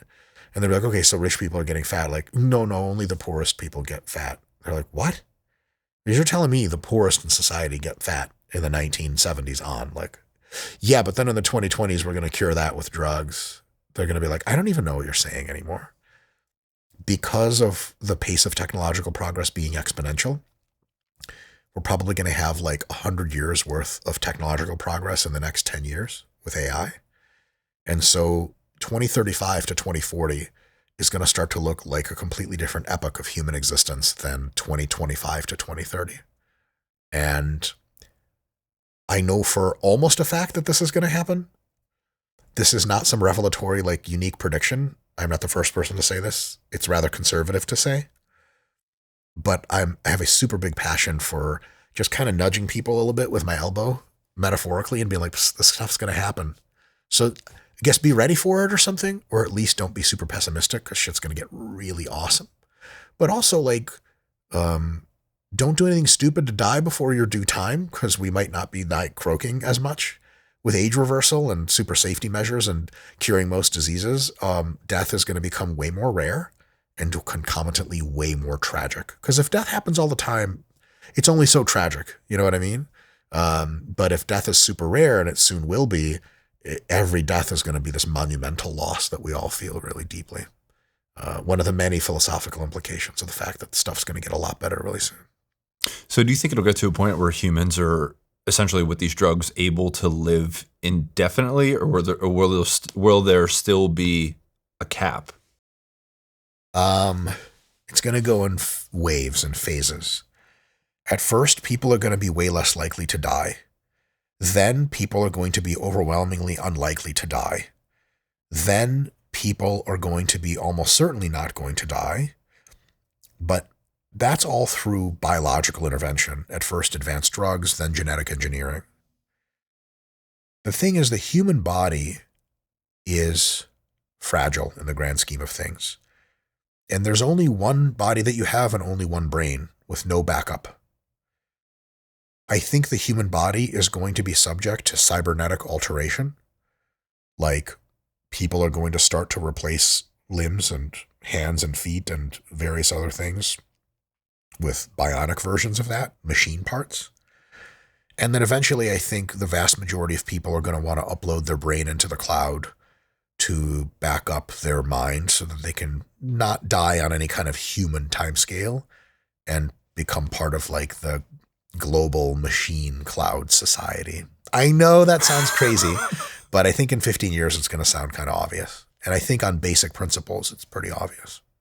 Okay, so before I do want to get there, I want to get down the AI rabbit hole in a second. But you mentioned the advanced drugs and genetic engineering that's going to be coming. So like between the exercise mimetics, the neat drugs, like all the stuff that's coming down the pipeline in that category, what are you most excited about? What do you think would blow people's minds the most? Non-androgenic anabolics. So right now, the only drugs that really grow muscle are based on testosterone, the steroids. And they have a fuckload of side effects. They're drugs that are not designed to make you jacked. They're designed to make you more man. And men are more jacked because of testosterone, but like they're also angrier and hairier and pimplier and all this other shit that you don't want. We are now testing a bunch of drugs that grow a shitload of muscle, but they don't do it through the steroid pathway. They do it through the activin pathway or the follistatin pathway or the myostatin pathway. And all these pathways, especially myostatin, are just like, they only really grow muscle. And myostatin, specifically targeted on skeletal muscle, only grows skeletal muscle.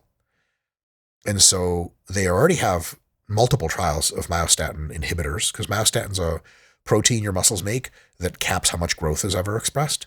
But if you make way less of it, or you cap the expression of it, then your muscles are just like, fuck it, free for all, and they just start growing like crazy.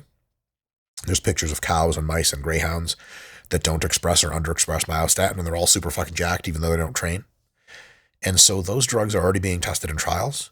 One recent trial of the myostatin inhibitor did a bunch of health measurements, and the people taking the myostatin inhibitors are just healthier because having more muscle makes you healthier in about 10 different ways, and they have more muscle. And this drug doesn't really interact with any other part of the body because it just specifically targets myostatin inhibition and not much else. Its on-target ratio to off-target effects is like 100 to 1 or some stupid shit like that. Whereas with steroids, it's like 1 to 1. You get a lot of muscle growth, you get a lot of other shit. So these drugs are currently, most of them are in a class of drugs called biologics. These are very complex molecules that are super fragile.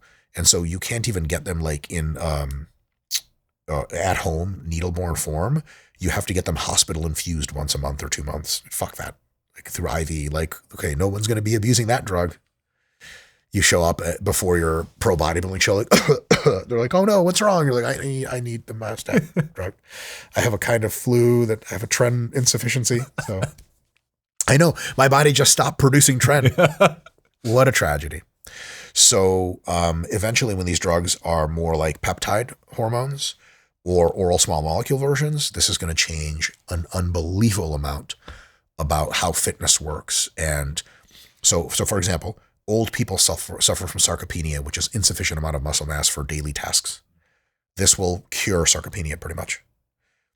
People who are losing weight on GLP-1 fat loss drugs, weight loss drugs, won't be losing any more muscle. And this is already directly measured in trials. They combined myostatin inhibitors in therapy with semaglutide, and they got like people to gain a little bit of muscle while losing double the fat that they would on just semaglutide alone, which is fucking insane.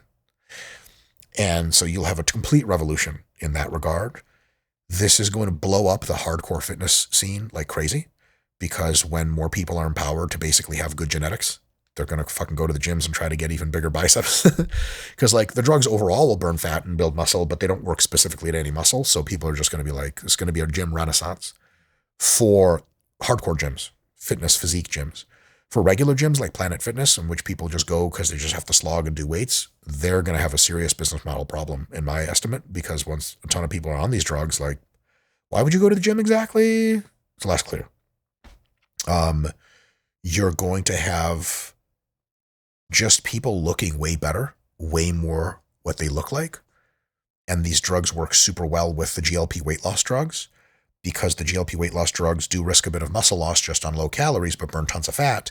And these drugs burn a little bit of fat, but they grow or keep tons and tons of muscle.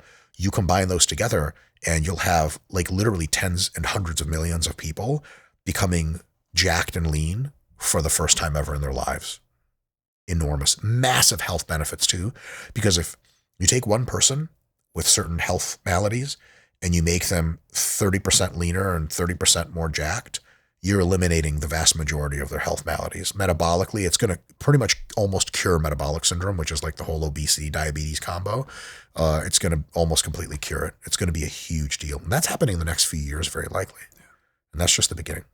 I think one of the most fascinating parts of your book is you kind of, this book that's coming out, the Aesthetic Revolution, is that you kind of spell out like what some of the downstream effects of these drugs coming out are. And you paint the picture of like what you think the world is going to look like. And that was some of the most fascinating to me, is like how it's going to change social dynamics and dating. Like if you could get to a point where you can have any physique you want, you can, like have whatever, you can engineer yourself to be attractive. Yep. I think that you did a really good job of explaining, like, this is maybe taboo to talk about and people don't talk about it much, but like attractive people are treated differently in the world. Huge. And you did a really good job of explaining that. So maybe talk to people about that. Yeah. So we hear a bunch of stuff about how dating works that's true. And we also hear a bunch of stuff that's hopeful, but everyone kind of knows it's not true.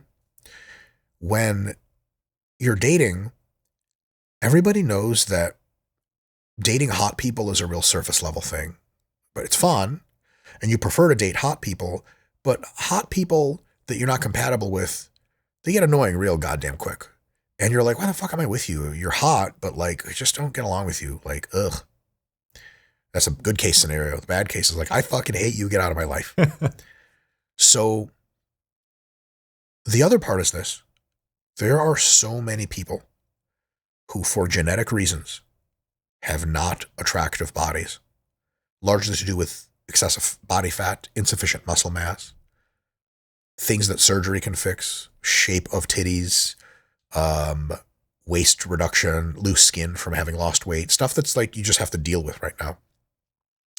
As these technologies advance, the people that are currently amazing human beings that would be killers on the dating market, but exist in bodies and have faces that are just not very attractive, they're going to start existing in bodies and have faces and hair and nails and stuff that are amazing looking.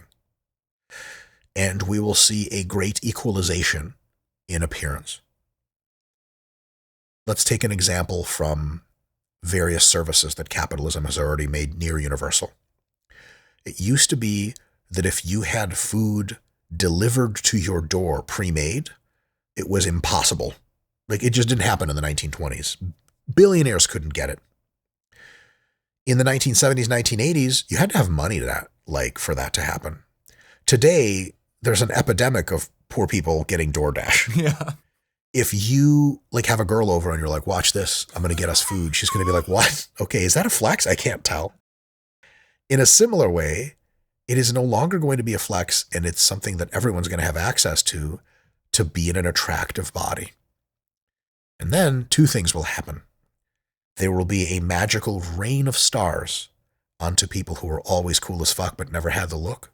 They're going to crush the dating market, and they're going to find other humans to be with, and everyone's going to have a fucking good time. And the other thing that's going to happen is that the annoying as fuck hot girl, who people have been putting up with because she has a cute pussy or whatever the fuck, is going to be in a bit of an existential crisis for a bit, because she's going to be a dime a dozen, and she used to have a big advantage. It is going to be a trip as one of the many, many things in society that's going to change. And we haven't even gotten to age reversal. But the ability for people of all psychological qualities to finally have a physique and a look that's their best version of them, I think is going to also start to heal so many people who have been so hurt by existing in bodies and having looks that are just not the right answer. I've been ranting about this on a few podcasts, but I'm just going to keep ranting about it because it's still a real major issue. Being in the world as a fundamentally unattractive physically person sucks in many ways. In many ways, it's totally fine. But imagine that you are a parent and you have a daughter. We'll call her Debbie. And Debbie is a computer scientist and a wonderful human being. She's 26 years old. Debbie's not a pretty girl, and Debbie weighs 320 pounds. You want Debbie to find the man of her dreams, and you know she'll take such good care of that man. But Debbie's realistic dating pool is not of men of her income and intelligence category. It is of people who are barely employable and are pieces of shit. Because there's other women for decent men, lots of other women that look better than Debbie. And she's such an amazing human being, but she is not entitled to attention from men that she is interested in. And if Debbie was a lesbian, she wouldn't get attention from cute girls either. That's not right. In the future, with advanced fat loss drugs, some of which we already have, advanced muscle gain drugs, advanced cosmetic surgery for the face, etc., skin removal surgery, fat removal surgery, by the early to mid 2030s, Debbie can be a 9 or a 10. And her life will be completely different because people will treat her completely differently. And she'll finally have access to that one thing that when she was a little kid, she thought she would get access to, but was denied. And imagine what it's like to be an 8-year-old girl and watch like all the Disney movies where like Prince Charming comes to rescue you. And in middle school, your body turns into something that you realize at some point, no one's coming to rescue me for. It's fucking robbery. And you get used to it at some point, and you abandon hope at some point. I think the aesthetic revolution is going to dig down into the muck of people who have abandoned hope of ever finding romance, of ever finding looking at themselves in the mirror and not wanting to turn away, and it's going to rescue them. And then the psychological transformation process will become huge. But it's a big thing. It's a big, big thing, because there are multiple ideas about how looks matter or don't matter. And a lot of them are really well meant. My friend, Dr. Mike, the real Dr. Mike, he pushed back on this last time I was on a show, and he said that, well, don't, if you rank people on a 1 to 10 scale, it's brutal, but it's a thing on average. Don't 1s and 2s date other 1s and 2s? And I was like, yes. He's like, but isn't that kind of like good? Let's take a match. Like, no, they're both settling. 1s and 2s want to date 9s and 10s. Do you know why that's true, Dalton? Because everyone wants to date 10s. If you ask someone arbitrarily, how much money do you want to have? Who says anything other than all of it? The correct answer is as much money as possible. And the correct answer to how you want to look in most cases is as good as possible. And so there are tons of people out there who have no access to the romantic interests they want.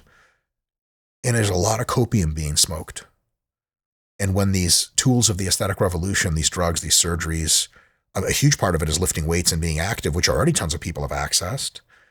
When these tools come into full view, into full use, you're going to see some people who are dating for the first time ever in their 40s or 50s.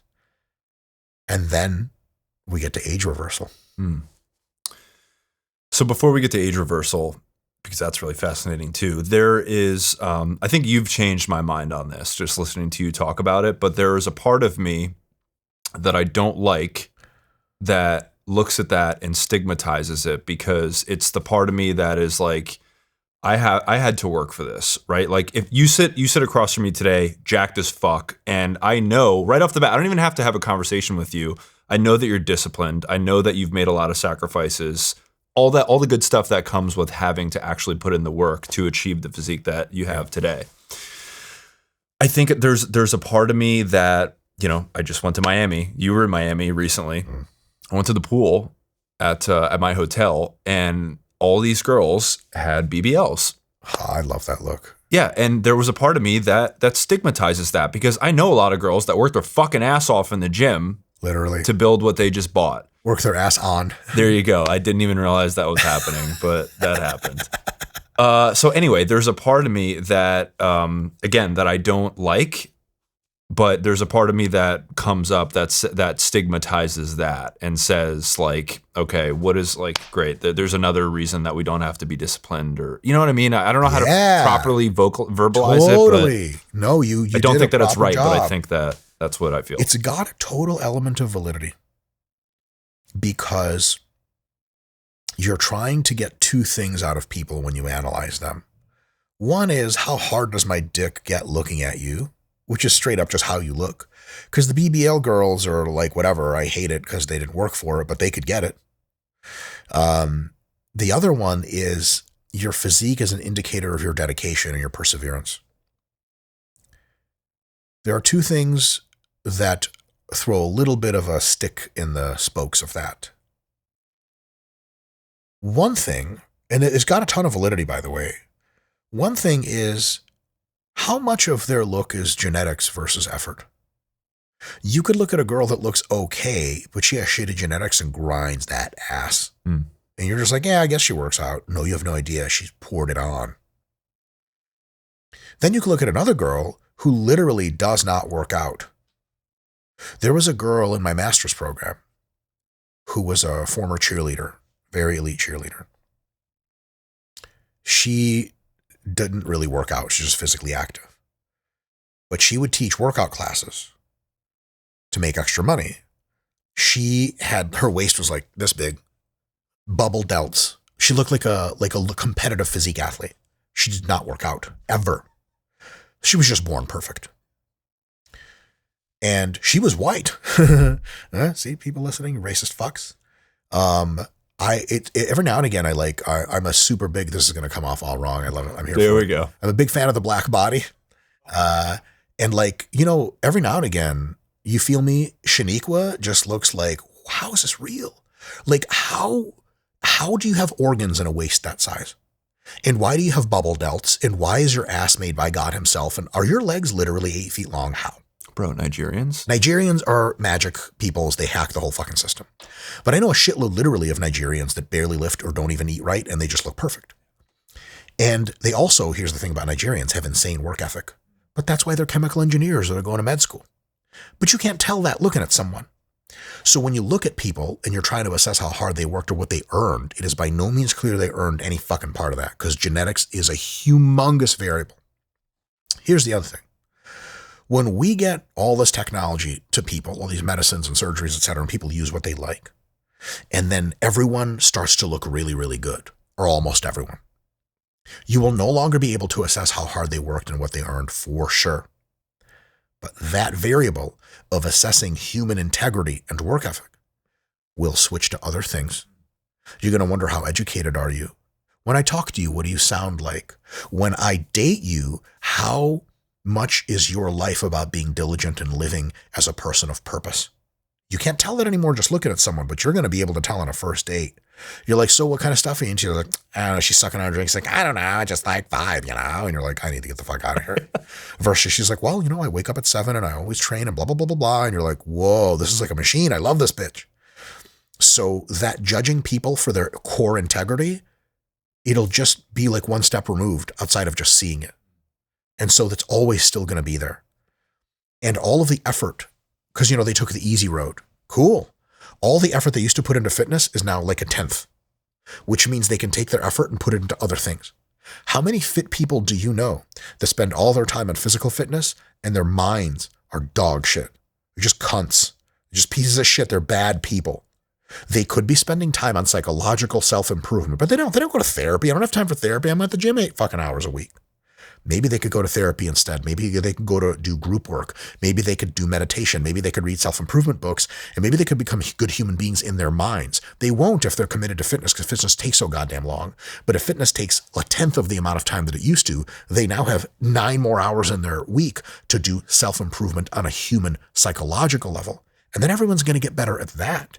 Because like at the end of the day, that's the real thing. Imagine meeting a fit person and you're like, wow, they're so cool.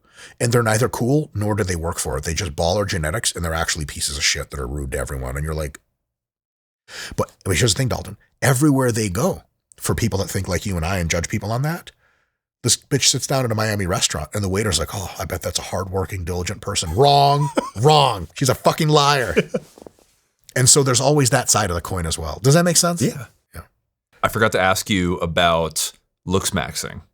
So I had to look this up recently. I had to look up the word mogging. You're getting like a fucking teen education. Dude, I'm so old. And that's how I knew I was old, when like I had to look up the vernacular. Same. Anyway, I saw this guy Clavicular who's been on some podcasts, and there's this thing called Looksmaxxing, which is again effectively, you know, the aesthetic revolution. There's principles of it. But I wanted to ask you about it because what I saw is these kids are like hitting themselves in the face with hammers and glass bottles to, I guess, fracture their bones to make their face look more masculine. Again, what is your take on that whole movement? That particular practice is probably effective, probably very marginally effective, insanely high risk, and insanely prone to error. You are not an esthetician. You're probably just going to make yourself look like the guy from The Mask. If you can flash a picture of that. Not the fun mask with Jim Carrey, the fucked up mask with that dude from The Mask. Yeah. Looksmaxxing's more dangerous practices, to me, reflect one thing: how important it is for so many people to look their best.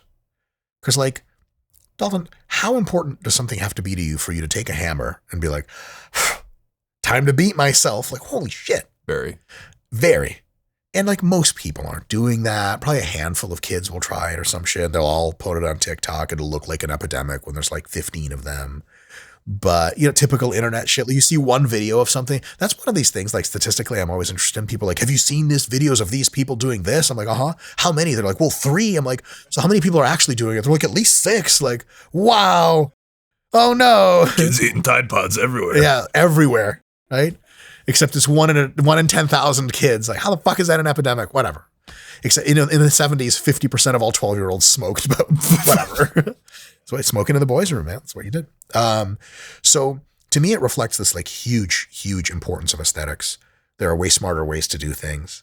What I would say is I'm really torn about this. On the one hand, it's tempting to tell teenagers, dude, just wait until you grow up to get like surgery or whatever. Or you probably won't even give a shit because you'll get into finance and you'll make so much money that girls don't care how you look because you're rich or tall or whatever the fuck. But on the other hand, man, it's really tough to tell kids that want to look better that, don't worry about it. Like, well, you come and live in my fucking high school where no one talks to me. Like, God damn it. So I think maybe the communication is like, don't do anything stupid. Take care of your health. Eating healthy, getting lots of sleep, and working out hard improve your aesthetics like crazy. And they're all really good for you. Taking steroids, smashing your face, huge downside risks, and can very often result in you looking worse. You imagine going on a first date. She's like, are you an MMA fighter? Why do you have bruises on your face? You're like, it's close. I hit myself with a hammer. She's like, yeah, check, please. I'm out. This has been fun, but it hasn't been fun.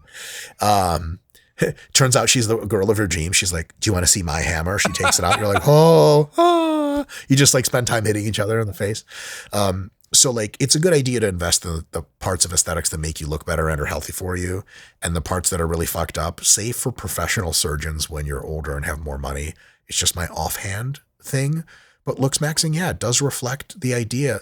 To me, it's funny that it even needs a term. Isn't everyone who's in high school and college trying to Looksmax? Not everyone, but like, it's a lot of people. And I think that like, in the future, when for adults, this thing to me is super clear. Everyone who wants to look better should use all the resources they can to safely and healthily, with known trade-offs, make themselves look as good as they want.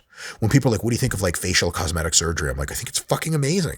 Like, you know, who are you to tell a girl? Like, there's like really subtle surgeries now too. There's like rejuvenation surgery where they like, and some more advanced ones where they move your cheekbones around a bit, move your teeth around. And it's like, you get girls that are 6s and they turn into 9s, bro. And like, you tell a girl not to be a 9. Fuck you. Like, she wants that. She wants some fucking man in finance. Man in finance don't talk to 6s. They talk to 9s though, you know, and you end up realizing that he's a psychopath and you hate him, but life's not as good as they told me, but at least I'm a 9. Life's good when I look in the mirror. And so like for adults, it's a super open and shut case, right? For fucking kids, bro, for teens, they're still developing. They don't have the foresight. To me, I think the easy thing is like, look, you're not allowed to fuck yourself up unless you maybe get parents' approval. But then there's the issue of like, what if your parents are crazy? And they're like, yeah, they can have surgery at age 9. You're like, oh, fuck. And then the question is like, let's say you have like a big, ugly, awful, terrible, crooked nose. And like either at age 9, you can get your nose fixed, or you have to go through all of middle school and all of high school with a big, ugly, crooked nose. Which one is worse? Your parents getting your nose fixed when you're 9 years old, or you going through and getting fucking ridiculed for it and no one dating you? I don't know, Dalton, like those both sound kind of fucked up. I don't know the answers to those. And I just, man, every time people ask me about kids or teens, I'm like, ugh, I don't know, man. Like, it's a really sensitive subject. But for adults, fuck yeah, Looksmaxx to the max. What you don't want to do is get carried away with the dumb shit of a trend. Many trends have excellent elements to them. You don't want to be that person that was like, yep, I did the stupidest part of that trend and I'm still paying for it. So don't sleep on Looksmaxxing. I think it's a big deal. I think it's here to stay. But just don't do anything really stupid. So if you're a teen and you're listening to this and you're thinking like, should I hit myself with a hammer? You can answer your own question probably. Like if it looks really dumb, the answer is probably it's fucking dumb. Yeah. I think it's a good segue into the AI stuff too, because there's a lot of people that are resistant to what's coming down the pipe as it relates to AI. And like, I guess, you know, there's some overlap in the fact that I think that America is a good case study where we've made life so easy, which you've talked about, like having DoorDash, and like we've made life so easy that we've created other problems for ourselves. And now we have this stupid infighting, whatever. But I think that the really compelling argument that you make is that, sure, when you solve certain problems, it will create other problems. But at the same time, what are those problems? Let's have a real conversation about it. Because like, is AI going to have certain effects that people don't like? Is it going to solve problems that maybe people don't want solved? Yeah, but at the same time, like there's fucking starving children in the world. There's old people that are alone in nursing homes and deteriorating because they have no one to talk to. Things like this. And this is what really shifted my perspective. Dude, So straight up, I think it's really straightforward. There is a certain number of problems in the world. If we hypothetically solve all of them, we live in definitional paradise. There are no problems in heaven. Otherwise, it's not really heaven, is it? And so as let's say we're in like the Paleolithic era and we're hunter-gatherer tribes, the problems we're solving include how am I going to survive for the next several hours? And that's it. Then we get to the agricultural revolution. We can answer questions of how am I going to survive for the next few weeks/months, harvest and shit.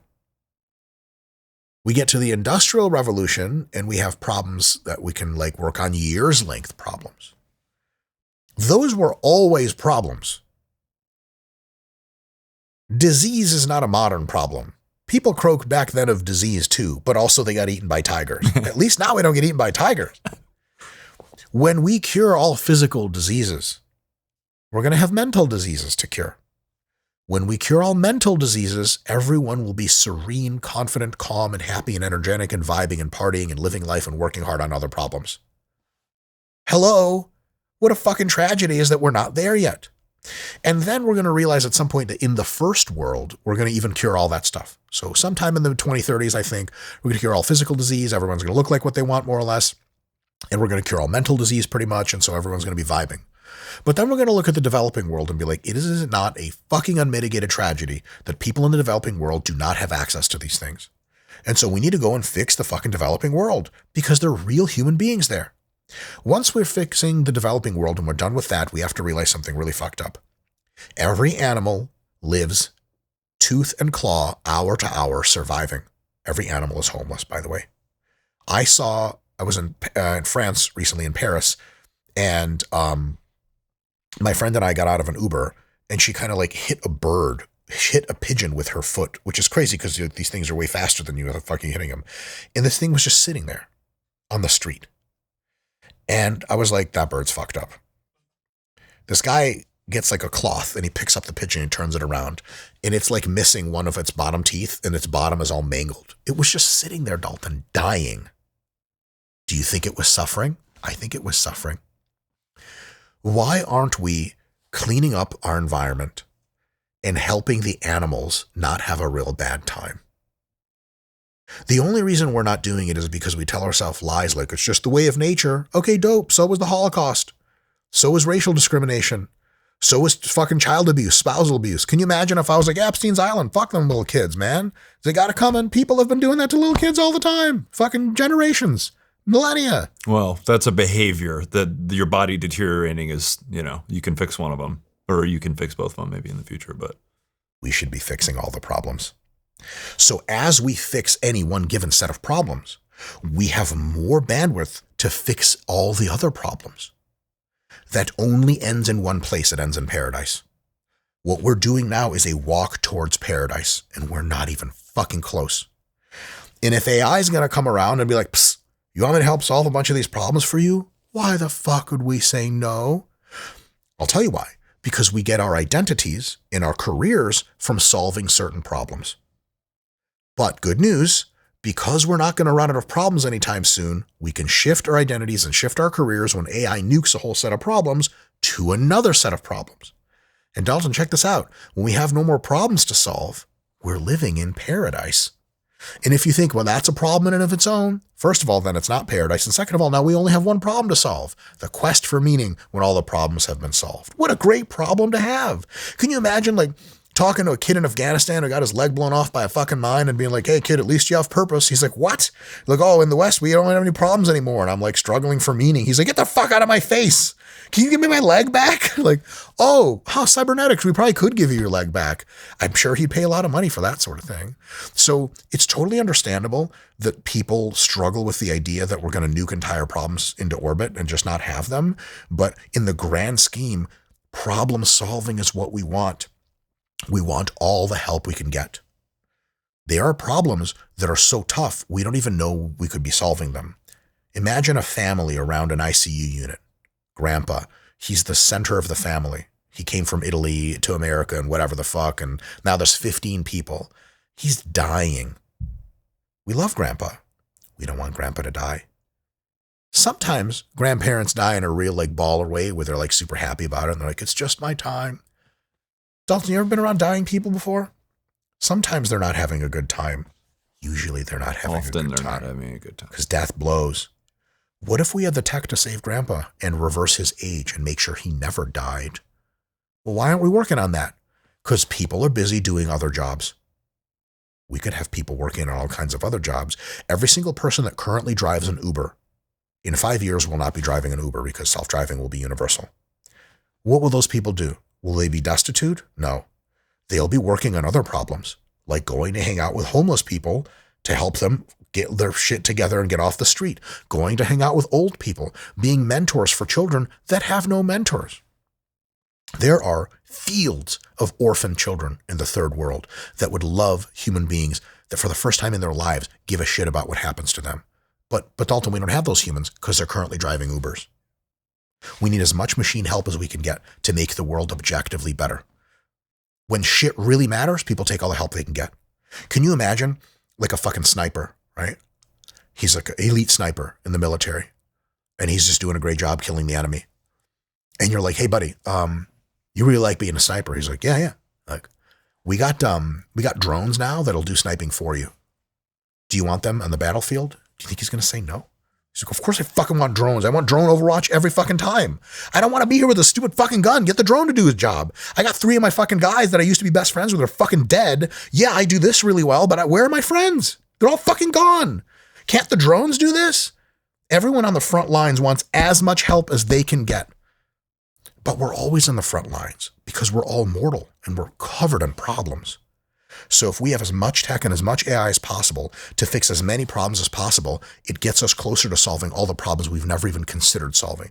We could have a world with a perfectly clean environment where no more animals are dying like fucking rats in the streets, where everyone has a friend, where everyone has a companion, when we're all involved in making ourselves better, kinder, more awesome humans, and we're planning to explore the stars.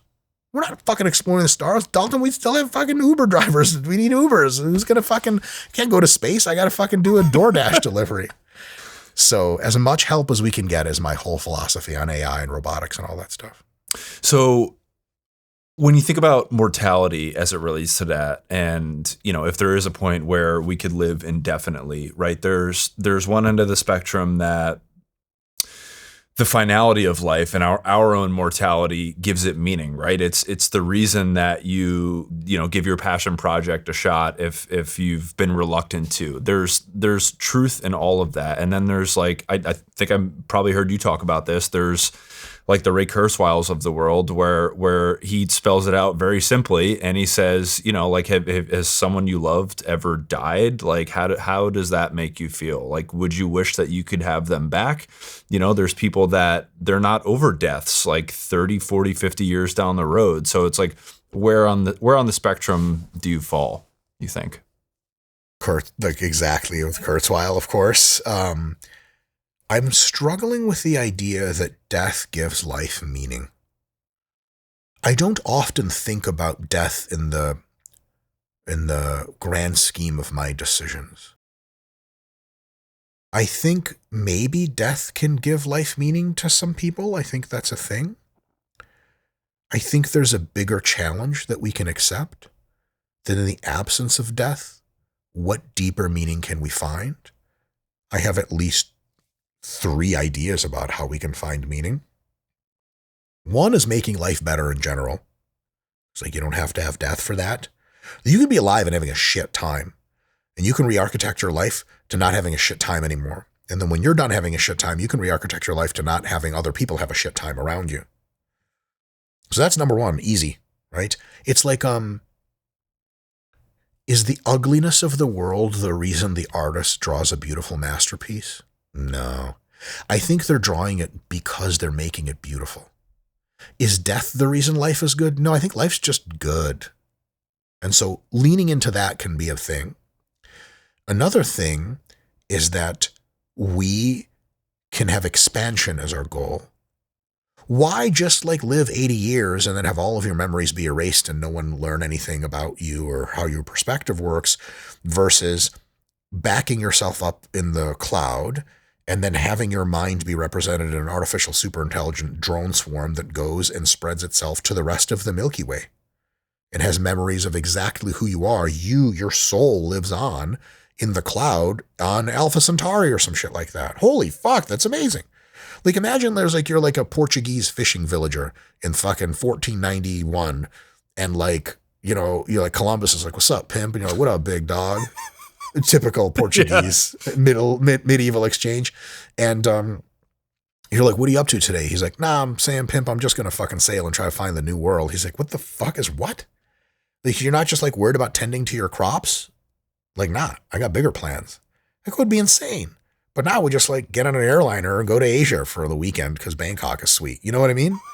And so like, there's way more shit to do than live the lives we're used to living. I got two more. Another one is self-improvement. Like, we're all very limited people. I don't know hardly shit about the world.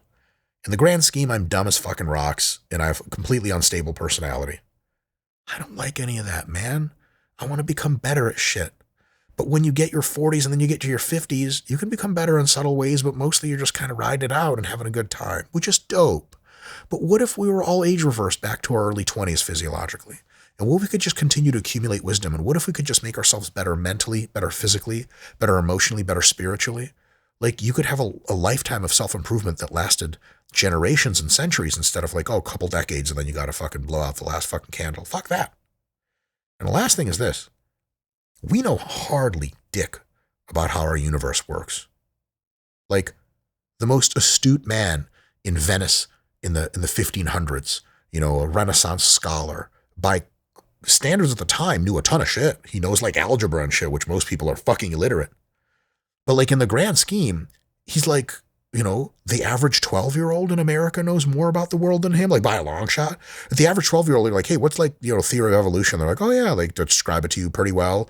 And you talk to the guy in Venice, he's like, what the fuck is that kid talking about? Like, God made the animals 2,000 years ago. You're like, nah, that's not right. Like, what? How does this kid know more than me? Well, like, we benefited from that shit because of the aggregation of knowledge in society.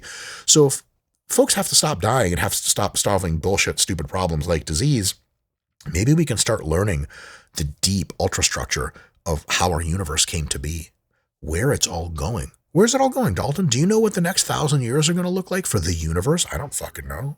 Wouldn't it be dope to find out instead of just like croaking?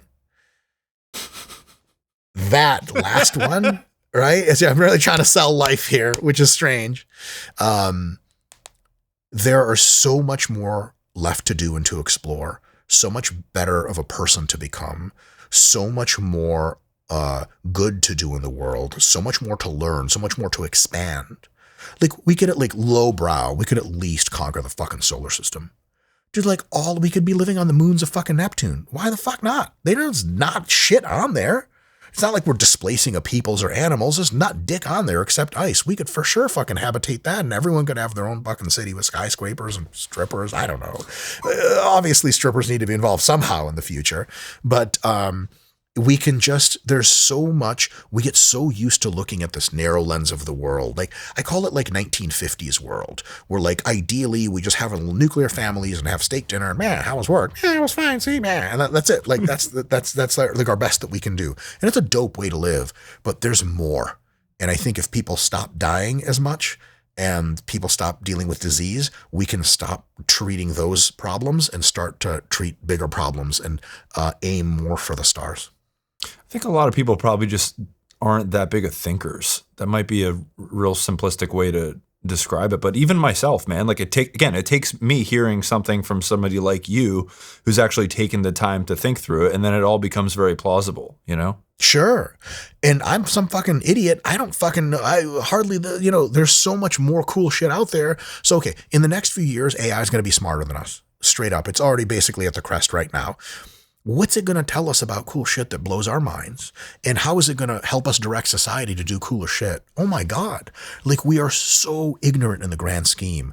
Just making the mission to learn as much as possible is an infinite mission to begin with. And so people that are worried that like we'll lose meaning without death, death's a dog shit meaning. We can do way better than death. Like, you see some slug in the ground and you like talk to it somehow and it's like, hey, at least I got death. You're like, what? That's cool, I guess. You live for like 3 days? It sucks. On the grand scheme, we live for like 70 years. There's some kind of like roach alien race in the fucking stars and Andromeda that lives for like, millennia that's going to look at our lives and be like, that's fucking pathetic. We can do better in everything. And again, until we have perfection, we have purpose. Because I'll tell you this. If the world is flawless in every conceivable way, man, you maybe really, really, truly lose meaning. How close are we to flawless? We're very far. Very far. So until then, building a better world together is my best idea about a unifying philosophy. You're Christian, you're Hindu, you're Muslim, you're atheist. Let's get together and build a fucking better world. And we're building a better world in ways that everyone can agree on. Do you think Hindu people like to get sick and die of fucking cancer? Do you think Muslim people like to have foot infections?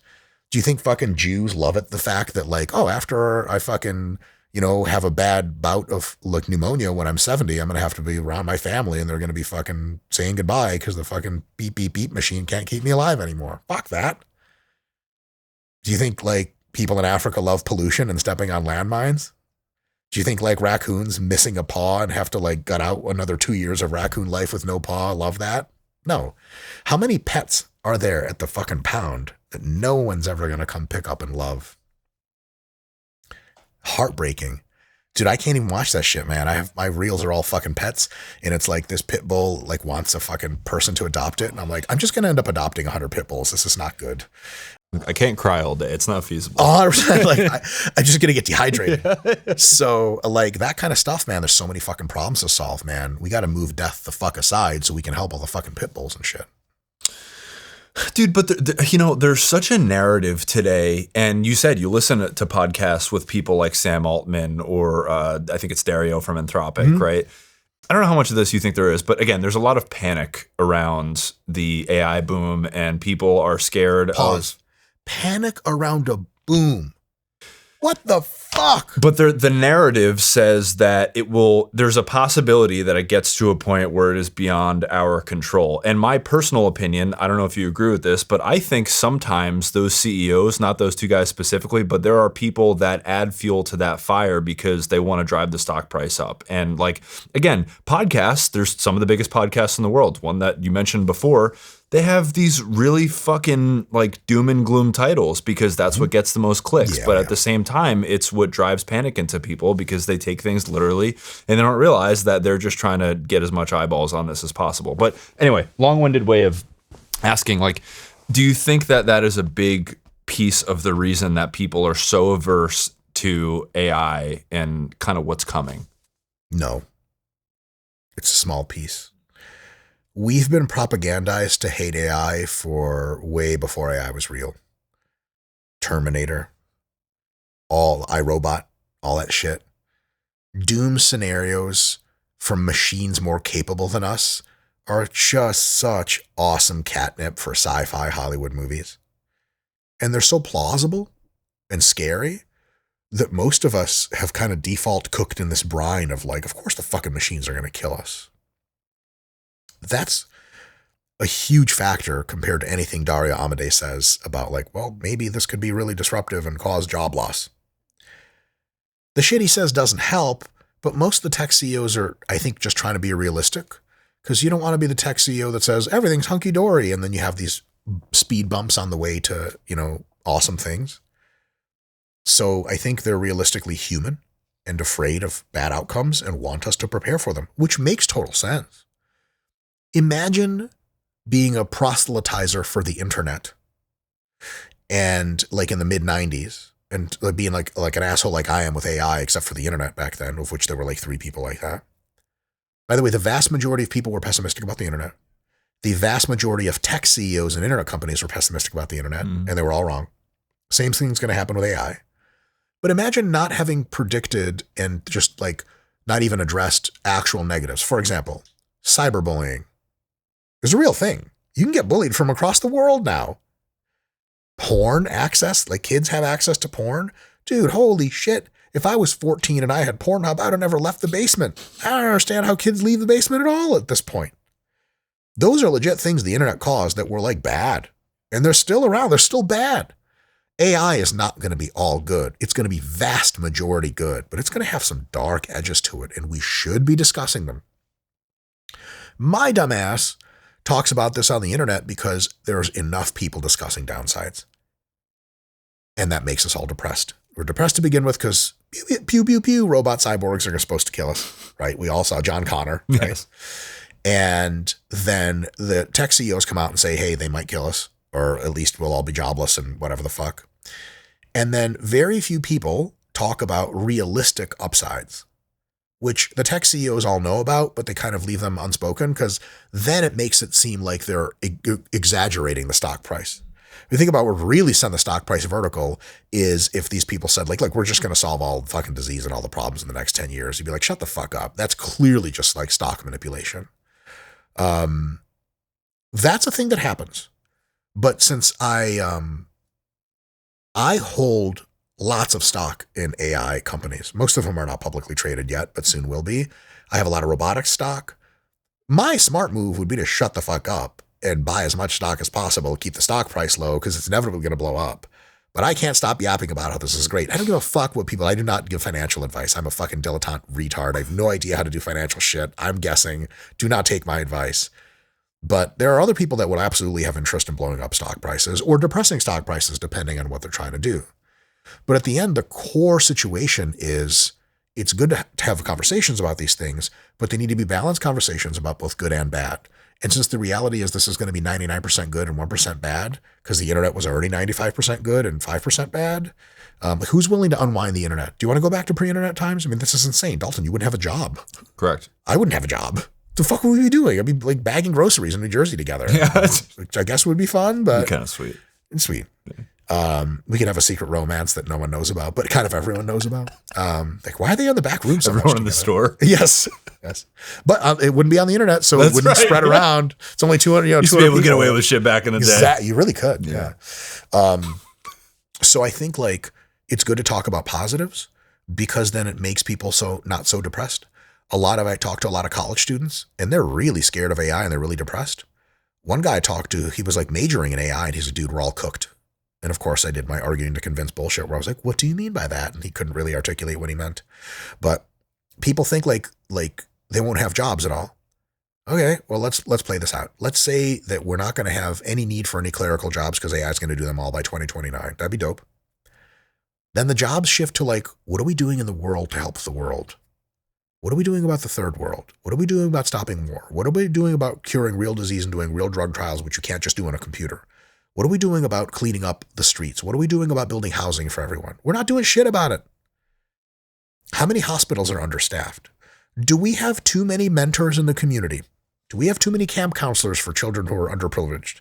Most of young kids are doing other shit. And so when kids are in college today and they're listening to doom and gloom, you're going to have a hand in holding hands with AI, holding hands with robots, and fixing the whole fucking world. Which is, we just don't do that right now. Like one trippy thing to me is thinking about like I go to a bunch of different countries for work, and more countries now are just like awesome places. But some countries are not so awesome yet. And I think about like people that traveled in the 1950s. There was like the civilized world, which was real small. And then the rest of the world was just like savage. And no one was doing anything about it. Now we get a chance to do something about it. Like I'm tired of the pinnacle of someone's existence as being like a front-end software dev for Amazon. Like, that's cool. Like you make widgets for, people to have a good time on their apps. What are you doing to like heal the earth? What are you doing to help homelessness? What are you doing to elevate the human race? What are you doing for animals? Nothing. Well, cool. I'm kind of glad you're not going to have that job anymore, so we can put you to work doing real valuable shit. There was like an essay written by, I think, Peter Thiel, to the effect of, we wanted flying cars, but we got 140 characters instead. Like we got Twitter instead of like actual revolutions. Hilariously, it turned out that the yapping we did trained large language models and gave birth to AI. And now AI is going to make us flying cars, which are actually in testing right now. It can only work with AI because auto-stabilization is a non-human tractable problem. And so funny enough, like we're going to now be cresting into an era of humanity where we really take a bite of the Earth's problems and people are depressed about it because they don't know what's coming, because we've gotten attached to a certain style of life And that style of life is going to be leaving. Imagine someone who is an indentured servant in like the 1850s. And you're like, hey, soon we're not going to have this. They're like, oh my God, what am I going to do? I don't have a place to stay. My master takes care of me. You'd be like, whoa, that's an odd take. It's similar to like what we're having now. We're attached to doing things and attached to ways of life that are cool, but better things are coming, way better things. And I know they're better because of this. If you inject more intelligence into a problem space, you get more solutions.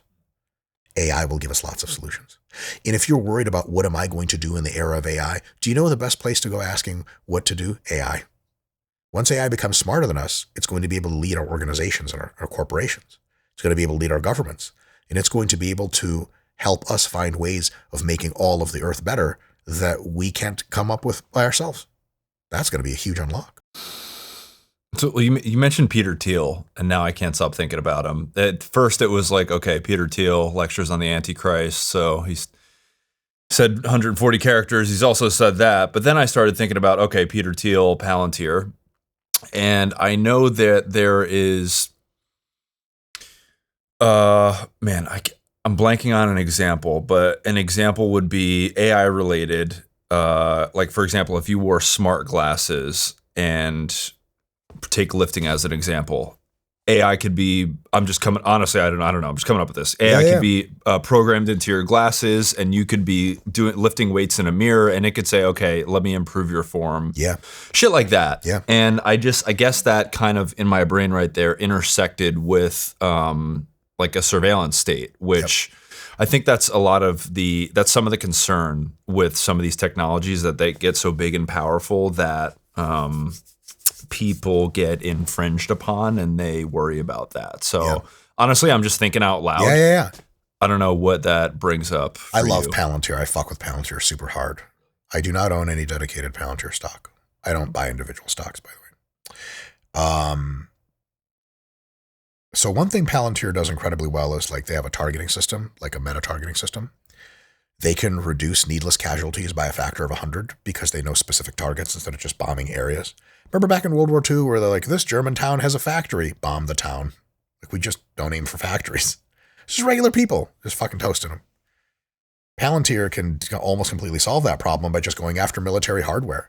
When they're like hitting like Iranian surface-to-air missile sites, they are not trying to kill people. They're trying to kill surface-to-air missile sites, like physically, like a truck with missiles on it. When they blow it up, they're like, sweet.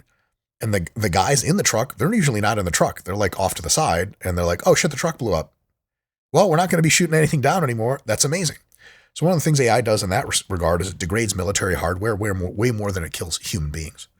And so we're getting a less lethal form of war that like basically is the equivalent of someone with a gun and you just slap their gun away and they're like, ah, shit. So that's amazing. Another thing is Palantir and systems like it help us find people that are going to do real bad. The surveillance state is a real terrible thing when it's misused. Palantir is actually designed in a way that tracks all of the things you do on it. It's incredibly difficult to misuse. But it's incredibly easy to use well, such that you can prevent really nasty people from doing nasty things. If we had Palantir before 2001, we would never have had 9/11 happen. It's a lot of dead people for not having Palantir, a lot of tragedy, a lot of billions and trillions of dollars in value lost. So I think a surveillance state properly directed is a fucking baller thing. I think that a surveillance state improperly directed is China. And if you think about it long enough, Dalton, you realize this. It's not the state's power that determines its nastiness. It's the nastiness that's the problem. Here's the ultimate example. How much personal freedom does the typical Cuban or North Korean have? The answer is 0, more or less. They don't have any tech. There's just soldiers show up to your house and beat you with the butt of a gun and rape your wife, and that's it. You got dick to say about it. What you going to do? You're not going to organize a fucking resistance. People have been oppressing each other with 0 tech. You're living in a tribal society of 100 people. The chief and 10 of the other guys are all in the alpha male clan. You're not in charge. You're not rebelling. They're in 100% charge. They don't have any tech. They have like stone tools. an evil society using surveillance will absolutely fuck you up. A good society using surveillance will find every criminal to make sure he never hurts people again. Like, people are really wigged out about street cameras. I'm not. I got nothing to hide. I'm not breaking the law. If you think that the government needs checks and balances, I think you're right. And then I think the solutions to that is massive government transparency, trust and verify government, not cynical mistrust of government, massive anti-corruption efforts, release all the fucking Epstein files. For the love of God, I don't understand why there's a conversation about any of that. And also keeping a well-stocked arsenal of liberty in your home. Because worst case scenario, you want your own drones and you want your own fucking ARs if shit pops off. And so I think that's the check and balance we have to have. But I think that more Palantir is the solution rather than less, because the real big problem is the evil people of this world are occupying two kinds of categories: criminals in your own country that's free, and unfree countries of this world. If we ever have to go to war with China, I want Palantir on our fucking side. Also, we don't have a choice because China's developing their own shit. That's the unfortunate part about AI in the military is AI going to be the most lethal force we've ever made? No, thermonuclear bombs already hold that. There's no point in contending that. Is it going to be insanely lethal if chosen to be used in the wrong way? Yes, absolutely. Do we have a choice? No, because China's going to do it. Do you want Xi Jinping having AI and supremacy over the world? Or do you want Donald Trump or Kamala Harris or Gavin Newsom or whoever the fuck the next president is? Yeah, like I trust Kamala Harris about 1 trillion times more than I trust Xi Jinping, because at least she's trying to do a decent job. Maybe she has marbles in her head and can't do it. But Xi Jinping is objectively evil, and he wants to enslave the entire world for the glory of the Han Chinese people. Not all Chinese people, by the way, because they don't have civil rights in China or a democracy. It's not what the Chinese people want in China. It's what only one man wants, Xi Jinping.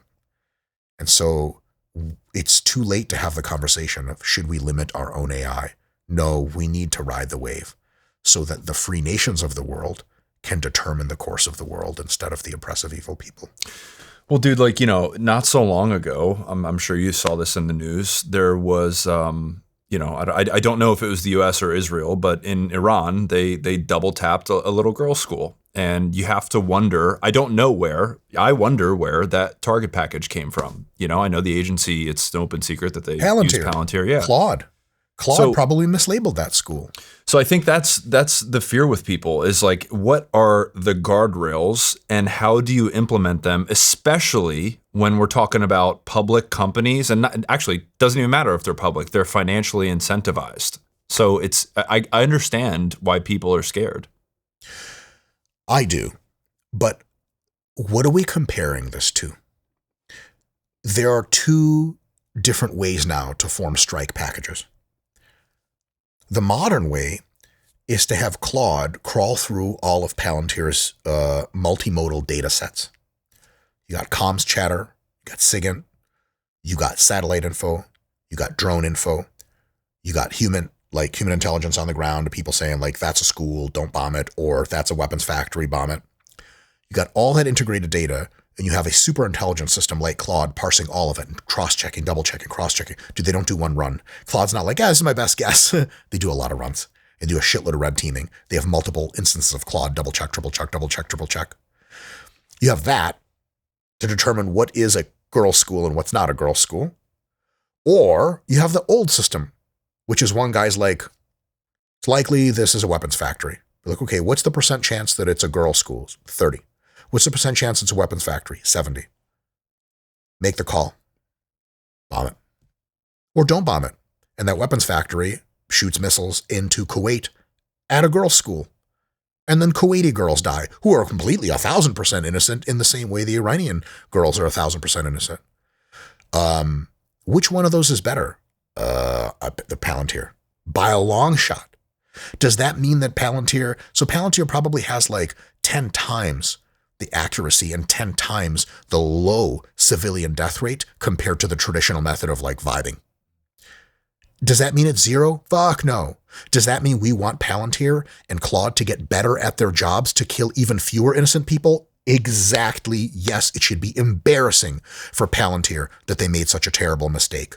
And we should do this to them and then go do better and have other competitive companies try their hand at better intel and make it a marketplace. And then we can get better and better and better at more particular targeting. The answer isn't to unweave that rainbow. Because if we say no more AI, then okay, cool. How do you fight a war? Well, they just don't fight war, man. Okay, dope. Then the mullahs are in charge of the world and we're all fucking Iranian now. You don't want that, I promise. That's much worse. So I totally hear the fucking scary idea that AI is going to be doing this, but AI means more information, more transparency, more triple and quadruple confirmation of this is our best guess that this is not a girls' school. It's actually weapons factory. The nature of war is it's fucked up. War's already wrong to begin with. Might as well do as good of a job as we can. So that's the way I see it. I see it from that other perspective of what is the real alternative. And the real alternative is just some like junior analyst at the CIA is like, I have to make a guess. And to me, it looks like a weapons factory. He gets that wrong 10 times more than Claude does. I think that's true. It sucks. Yeah. But like sometimes sucking less is your only hope. Yeah. I guess maybe the one Palantir incident, even if it's way less, or let's say casualty wise, if that number is way smaller than the human decision side of it, then that panics people more, which I guess if you take a second to think about it, Claude doesn't final call anything. It's a human at the end of the day. Yeah. I mean, like, it's like worrying about sniper rifles versus bayonets. Is it more human to kill someone face to face? I don't know, man. I don't think so. I don't. Okay, it's more human. I thought still a dead. That's a dead person. Fewer dead people that are not combatants. I mean, like, here's my hypothesis on the direction of war now that we're on this subject. I think technology is going to make the battlefield so lethal to humans that humans just won't be fighting wars for much longer. Only machines will fight wars. And I think the determining factor in machine intelligence in machine warfare is going to be so much how capable are the machines.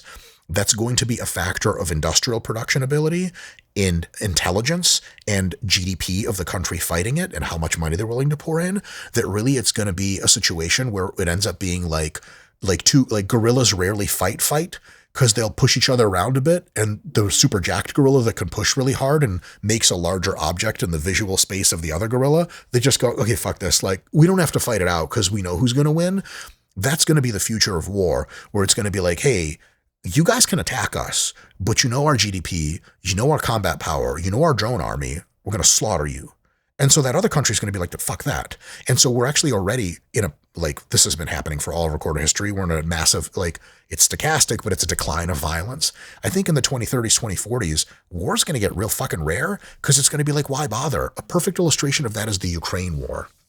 If Putin walked through Ukraine and just conquered it, all the other despotic leaders of the world would be like, yo, you could just take over places. Amazing. But Putin just got shat on. Why? Because there's the drone wall.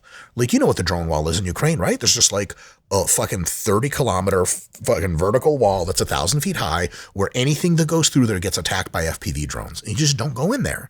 And so the drone wall stopped the battlefield, froze it cold. Xi Jinping is looking at that and going, does Taiwan have one? And they have a missile wall, and they have mines in the fucking strait.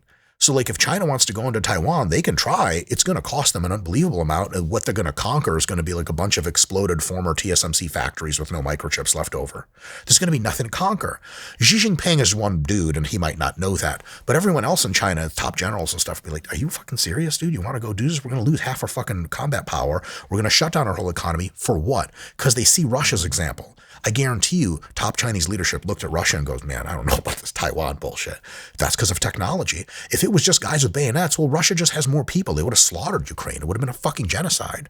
And so I think the future of warfare is to make tech so strong that the countries that have the most money are just going to be the default victors. And since the countries that have the most money, the most economically powerful, typically have no incentive to attack other countries, they just won't. Like, when is America going to go to war with Europe? Why isn't Denmark fighting fucking Sweden? That which is an insane proposition to begin with. It's going to be nasty on the way over there. My humble prediction, this is on record, I think Africa is going to have some real nasty wars in the late 2020s, early 2030s, man. I think on their way up to greater civilization. I think there's going to be a real weird mix there of drones and humans and drone platforms on the ground. It's going to be real gnarly because they have wars all the time. They're just doing it with AKs and landmines. I think drone versus human there is going to get some. I think the kind of footage that'll come out of Africa in the late 2020s, 2030s with their wars, I think is going to lead to like global peace treaties that end all war because we're going to be like, this is like madness. Yeah, that's going to be some nasty shit for sure. I mean, it already is with the fucking warlord structure over there and everything. It's 100%. Those guys are getting drones for sure. You mentioned robotics, right? And like, obviously that's already a thing, bro. We're already like warfare or not. We're sending robots into buildings instead of humans, which I think is great. I would rather a robot get its head blown off than a Navy SEAL or a Delta operator. And because the intelligence of a robot is represented in the cloud, the robot never dies. It's like a video game the cloud is playing. So like unless Anthropic's data centers in Texas get blown up, Claude doesn't die if he's an instance. Right. Well, that's what I meant. It's money. It's not human death. Exactly. And it's not even robot death. It's like, oh, that robot died. Like, no, he didn't. Yeah.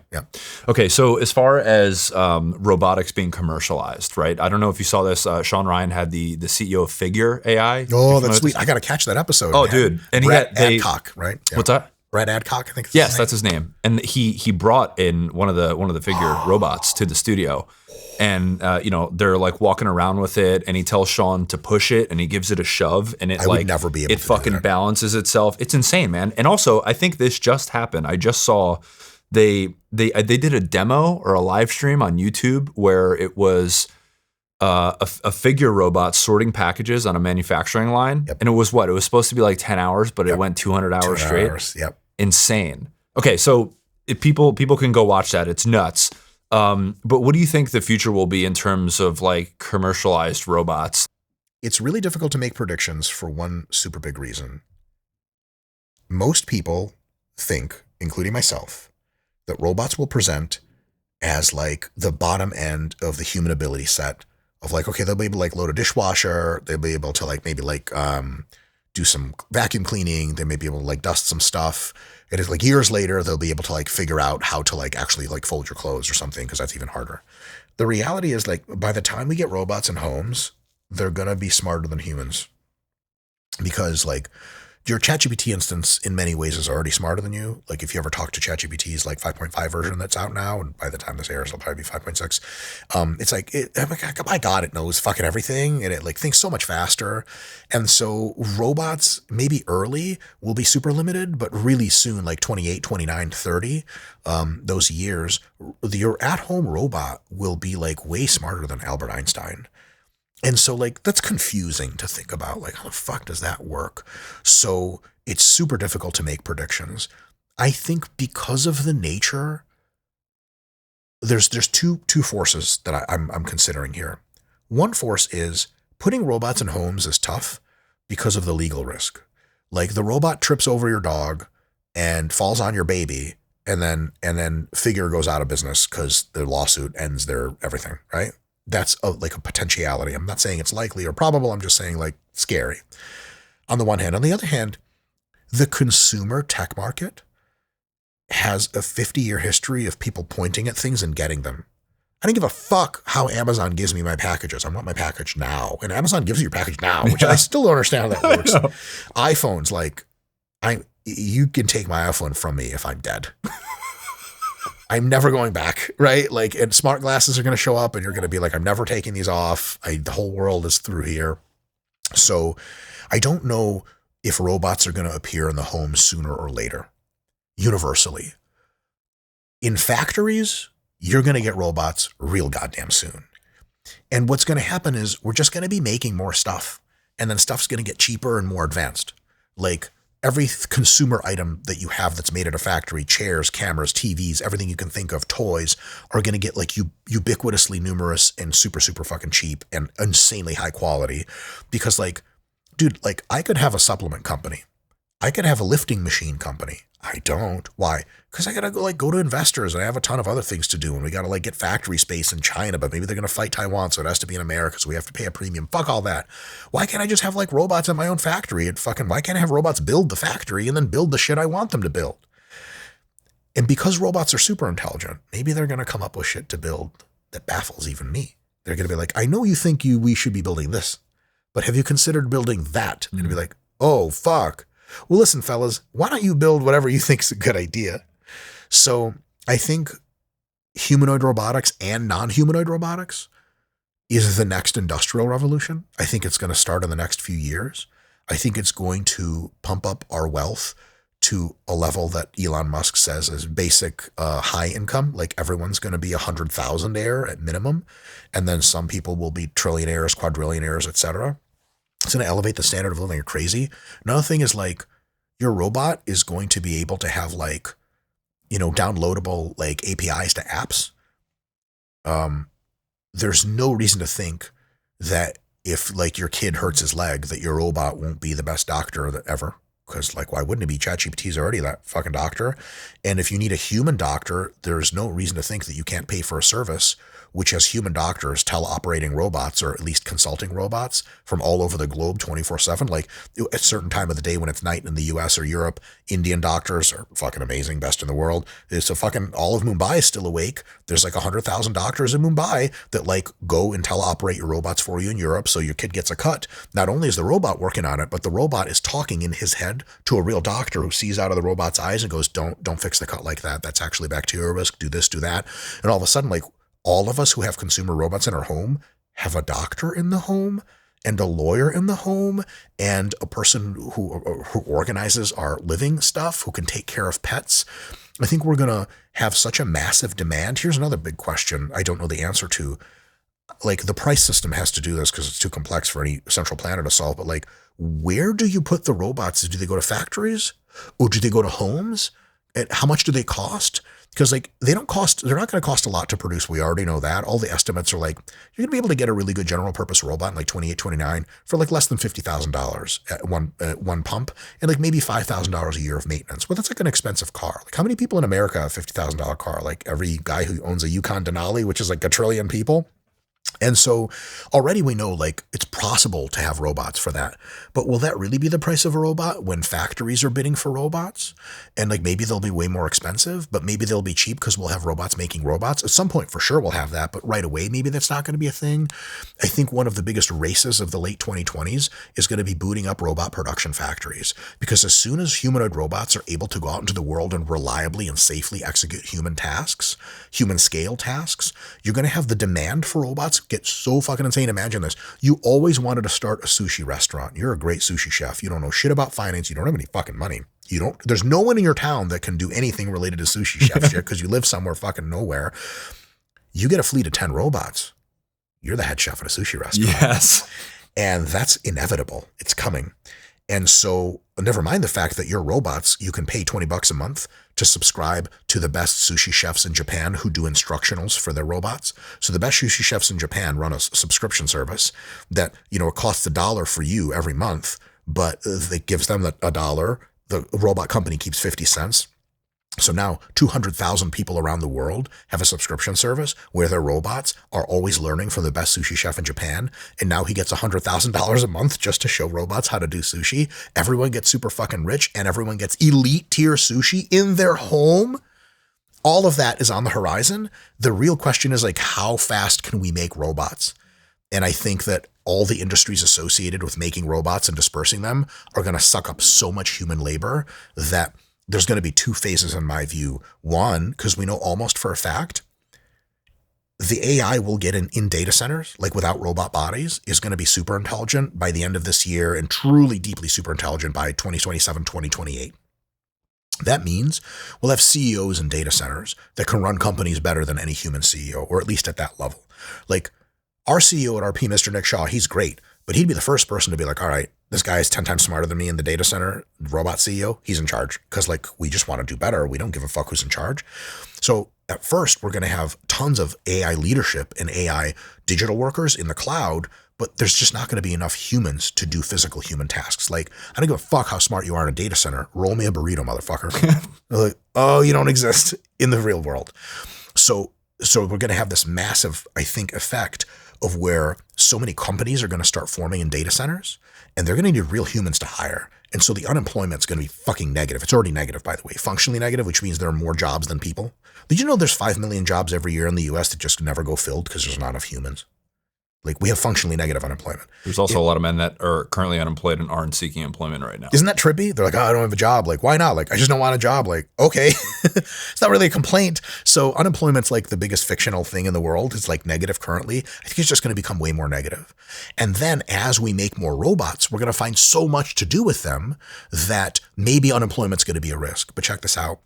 If every robot that costs $20,000 can help make 5 other robots that cost $20,000, and each one of those robots can produce $100,000 of value, we have a multiplier. It's the way out. It's the way to infinity money. Elon Musk called it like the actual like infinite money glitch. It's not a joke. And then our bottlenecks become like how many nuclear reactors can we thread up, how many solar panels can we put up, and how much like tantalum can we mine out of the ground, which robots will also be doing. So we're in the late 1870s equivalent, before like the second industrial revolution happened. And it's going to be fucking magical. And I think worrying about unemployment is like backwards opposite of what we need to be doing. Because as soon as the data center CEOs have taken over, they're going to suck up all the labor. Anyone who can do this and be remotely trustworthy to do this and put it here and do that, you're going to get a fucking job doing it. And all kinds of other shit in between. Like, I would love to run a company which has psychotherapists who go to people's homes to give them therapy. But I don't know how to run that company.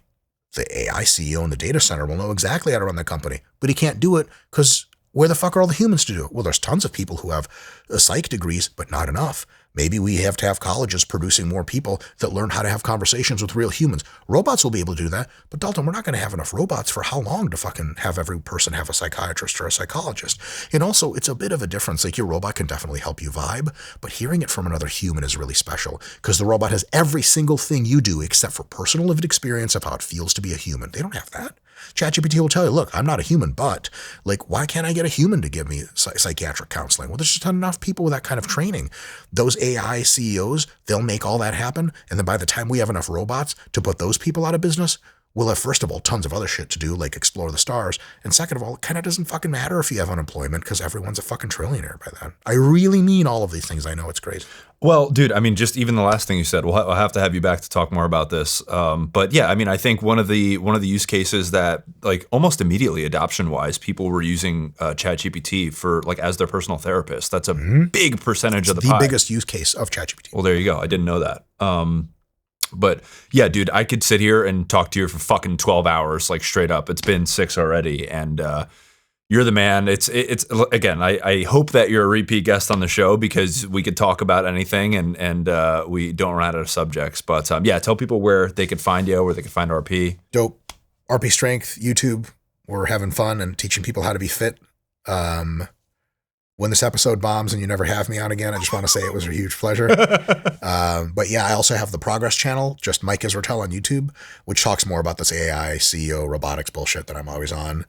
And in maybe half a year, hopefully if things go well, in the Metro Detroit area, you can look forward to coming to Transform Gym. It'll be big, it'll be mean. And by mean, I just mean it'll have a lot of awesome equipment and a lot of other cool shit. So if you're in the Metro area and you want a great workout, and I don't flub and not make this happen somehow. If we don't make it happen, sorry. But if we do make it happen, see you at Transform. Yeah. Dude, I bet that you have ordered a lot of really cool, unique shit for sure. Because just seeing what you guys have now is, it's going to be dope. It was really fun. Yeah. I can't wait. Dr. Mike, you're the man. Thank you, brother. This is awesome. Please come back and we'll see you again soon. Huge pleasure. What's up, guys? Thank you so much for taking the time to watch the interview. If you got anything out of this video at all, please like the video, leave me a comment, tell me what you thought of the video, tell me who you'd like to see on the show. I really appreciate the support. It goes a long way on these platforms, as you guys know. Most importantly, I have some amazing guests that are coming in for interviews in the very near future, so please subscribe to the channel so you don't miss any of them. But that's it. I really appreciate your support. Thank you again for watching, and I hope to see you again soon.